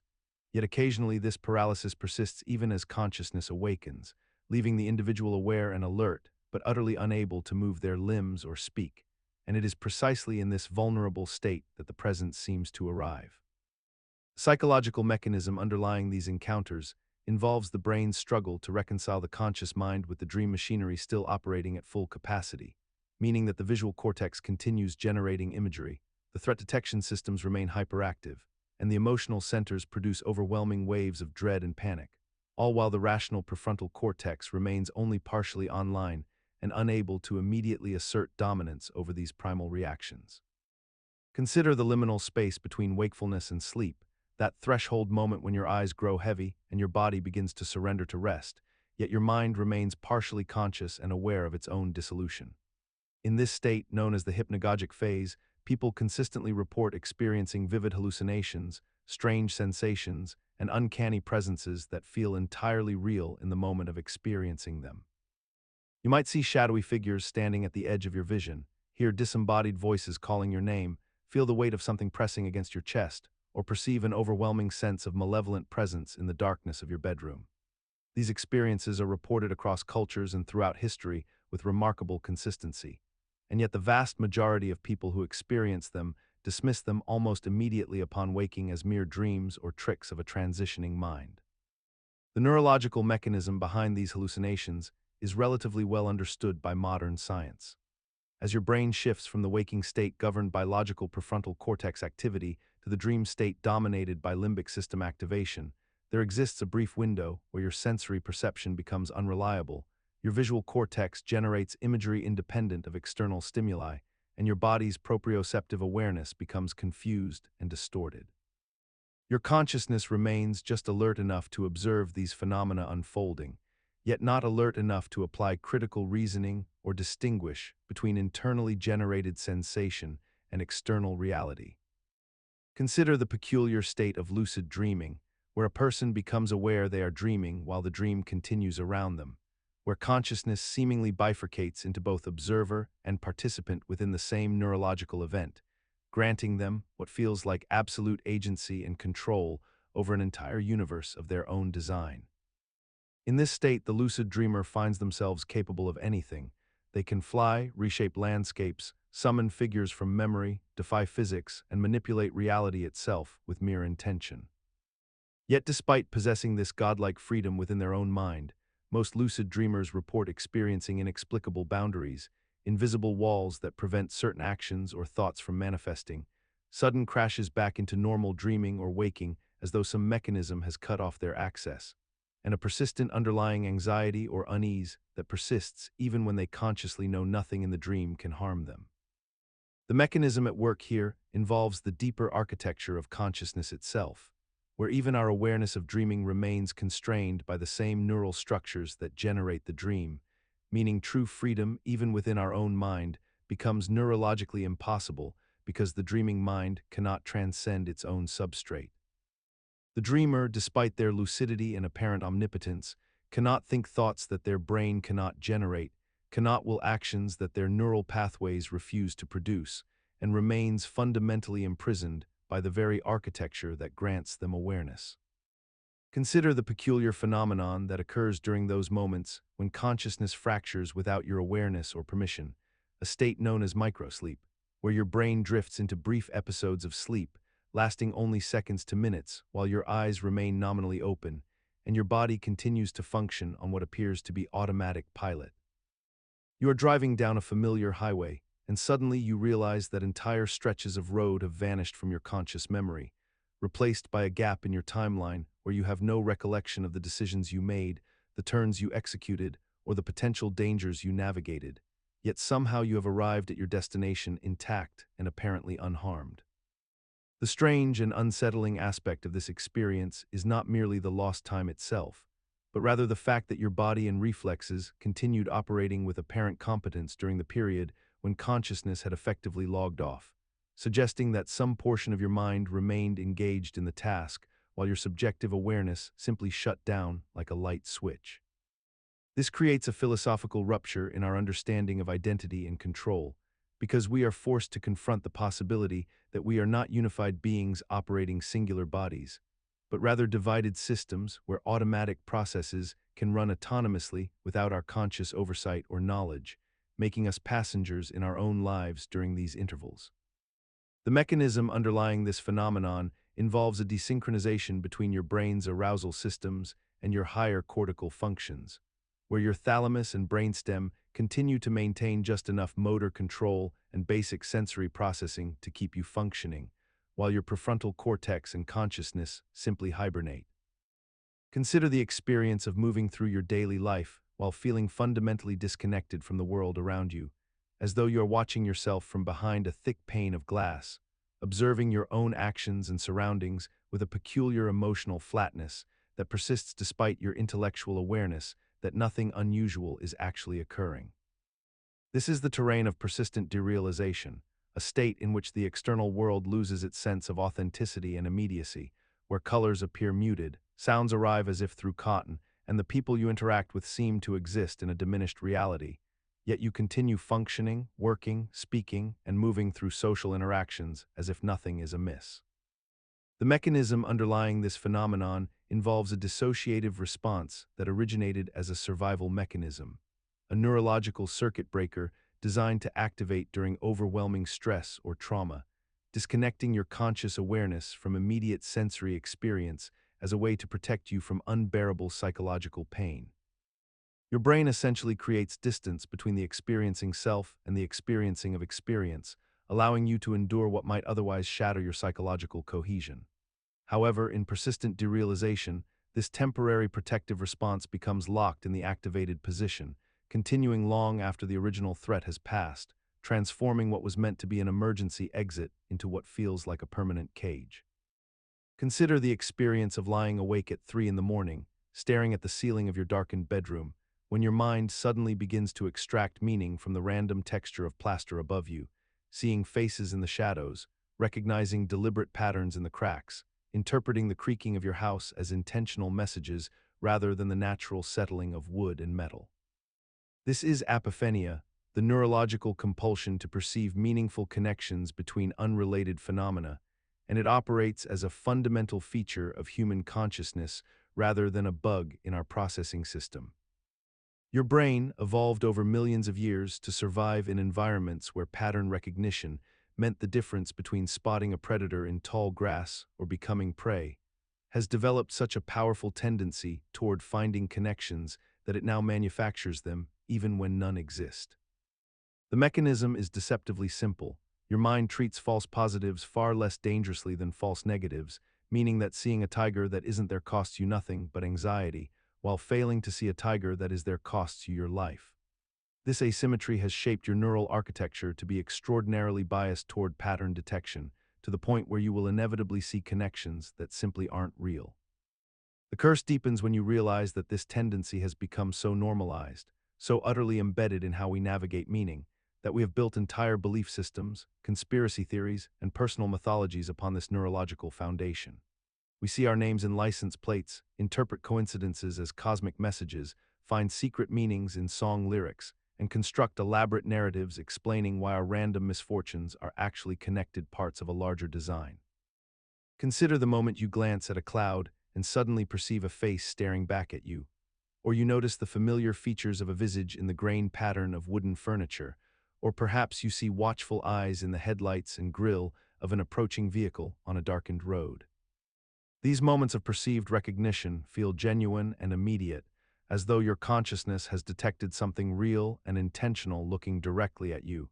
Yet in every instance you know intellectually that no actual face exists in these places. This phenomenon, known as pareidolia, represents one of the most persistent and universal quirks of human perception, one that seems almost too fundamental to be questioned, yet too illogical to warrant such consistent occurrence across our entire species. The mechanism underlying this strange tendency emerges from the architecture of your visual processing system, which has been refined over millions of years of evolution to prioritize the detection of human faces above nearly all other stimuli. Your brain possesses dedicated neural regions, particularly in areas like the fusiform gyrus, that are so specialized for face recognition that they fire with remarkable sensitivity at even the faintest suggestion of facial arrangement. 2 points positioned vertically to suggest eyes, a vertical line or indent implying a nose, and a horizontal curve hinting at a mouth are sufficient to activate these regions into a state of recognition. This hypersensitive detection system evolved because faces carry crucial information for survival and social functioning, making it far more dangerous to miss a genuine human presence than to occasionally misidentify inanimate patterns as faces. Consider the phenomenon of noticing a word, a song, or a particular concept, and then suddenly encountering it everywhere in your daily life, as though the universe has conspired to place it directly in your path with unnerving consistency, when in reality nothing has fundamentally changed except the direction of your attention. You purchase a car of an uncommon color, perhaps a deep teal or burnt orange, and immediately you begin spotting identical vehicles on your commute, at the grocery store, and in parking lots across the city, convinced that manufacturers have suddenly flooded the market with this exact shade, when the truth is far simpler, and yet far more unsettling in its implications about the nature of your own perception. This is the frequency illusion, sometimes called the Baader-Meinhof phenomenon, and it operates through a deceptively elegant mechanism within the architecture of human consciousness itself. Your brain processes approximately 11 million bits of sensory information every single second, yet your conscious mind can only handle about 40 to 50 bits of that information, which means your neural system must constantly filter, prioritize, and discard data in order to prevent complete cognitive overload. Once something enters your conscious awareness, your reticular activating system, A network of neurons in your brainstem responsible for filtering relevant information adjusts its sensitivity thresholds and begins to flag every instance of that stimulus, amplifying its presence in your perception while simultaneously creating the false impression that its frequency in the external world has increased. Consider the peculiar trap of consciousness where incompetence renders itself invisible to the very mind it inhabits, a phenomenon where those lacking knowledge in a domain become simultaneously blind to the boundaries of their own understanding, unable to perceive the vast landscape of what they do not know. This is not merely overconfidence, but something far more insidious, a structural blindness built into the architecture of human cognition itself, where the cognitive skills required to recognize one's own incompetence are precisely the same skills one lacks. When a person knows very little about a subject, they also lack the mental framework necessary to evaluate their own ignorance, creating an impenetrable loop where their confidence remains untethered from any accurate assessment of reality. The mechanism operates through a simple but devastating principle. Competence and the ability to recognize incompetence are deeply intertwined, meaning that those at the bottom of the knowledge hierarchy have no internal compass to guide them toward understanding how far they actually are from mastery. This creates a perverse inversion where certainty increases as knowledge decreases, where the novice feels supremely confident while the expert wavers in doubt. The truly alarming aspect is how this blindness persists not despite logic, but because of it, hidden within the very structure of how minds categorize and evaluate information. We have normalized this strange state to the point where we barely notice it operates at every level of society, where decisions are made by those too unaware to recognize their own limitations, and where the most vocal voices on any given topic are statistically likely to be those who understand it least. Consider the human mind as it encounters information about potential catastrophe, whether environmental collapse, pandemic risk, economic instability, or societal breakdown, and observe how the consciousness responds with a peculiar form of denial that extends far beyond simple skepticism. Normalcy bias is the cognitive mechanism by which individuals unconsciously assume that life will continue exactly as it has in the past, that systems will remain stable, that threats which have not yet materialized probably never will, and that even when presented with evidence of danger, the mind automatically discounts the severity because the present moment still feels relatively normal, still contains the familiar rhythms of daily existence. A person watches news reports of climate systems destabilizing, reads scientific papers detailing tipping points and irreversible changes, learns about resource depletion and ecosystem collapse, yet simultaneously continues making 30-year financial plans, plants trees they expect to see mature, and feels a persistent underlying sense that things will somehow work out because they always have before. The mechanism operates through a fascinating psychological inversion where the absence of immediate crisis becomes evidence that crisis is impossible, where the fact that yesterday resembled today becomes proof that tomorrow will resemble both, where the mind privileges the weight of routine over the weight of evidence. This bias likely evolved as a survival mechanism in ancestral environments where excessive catastrophizing would have frozen organisms in paralysis. But in the modern world, where genuine systemic threats operate on scales invisible to day-to-day perception, this same mechanism becomes a dangerous obstacle to adaptation and preparation. Consider the moment you first encounter a price for something you've never bought before, perhaps a luxury item or a service you've never required, and how that initial number becomes the gravitational center around which all your future judgments orbit, even after you've learned that number was arbitrary or deliberately inflated by someone with something to sell. The anchoring effect operates as an invisible cage constructed not from bars, but from the simple accident of exposure to a number, a figure, a reference point that your mind then uses as the baseline for all subsequent reasoning about value, worth, fairness, and possibility. When you see that first price tag of $200 for something, even if you later discover identical items elsewhere for $50, something in your cognitive architecture has already been permanently altered, and that original anchor continues to exert a gravitational pull on your perception of reasonable cost that persists despite your conscious awareness of the manipulation. This phenomenon extends far beyond commerce into the architecture of your entire existence, shaping how you estimate your own potential, your worth as a person, your likelihood of success, and the range of possibilities you believe are actually available to you, because the first number you heard, the first expectation you absorbed, the first example you witnessed becomes the invisible prison wall that constrains not just your decisions, but your actual imagination of what could be possible.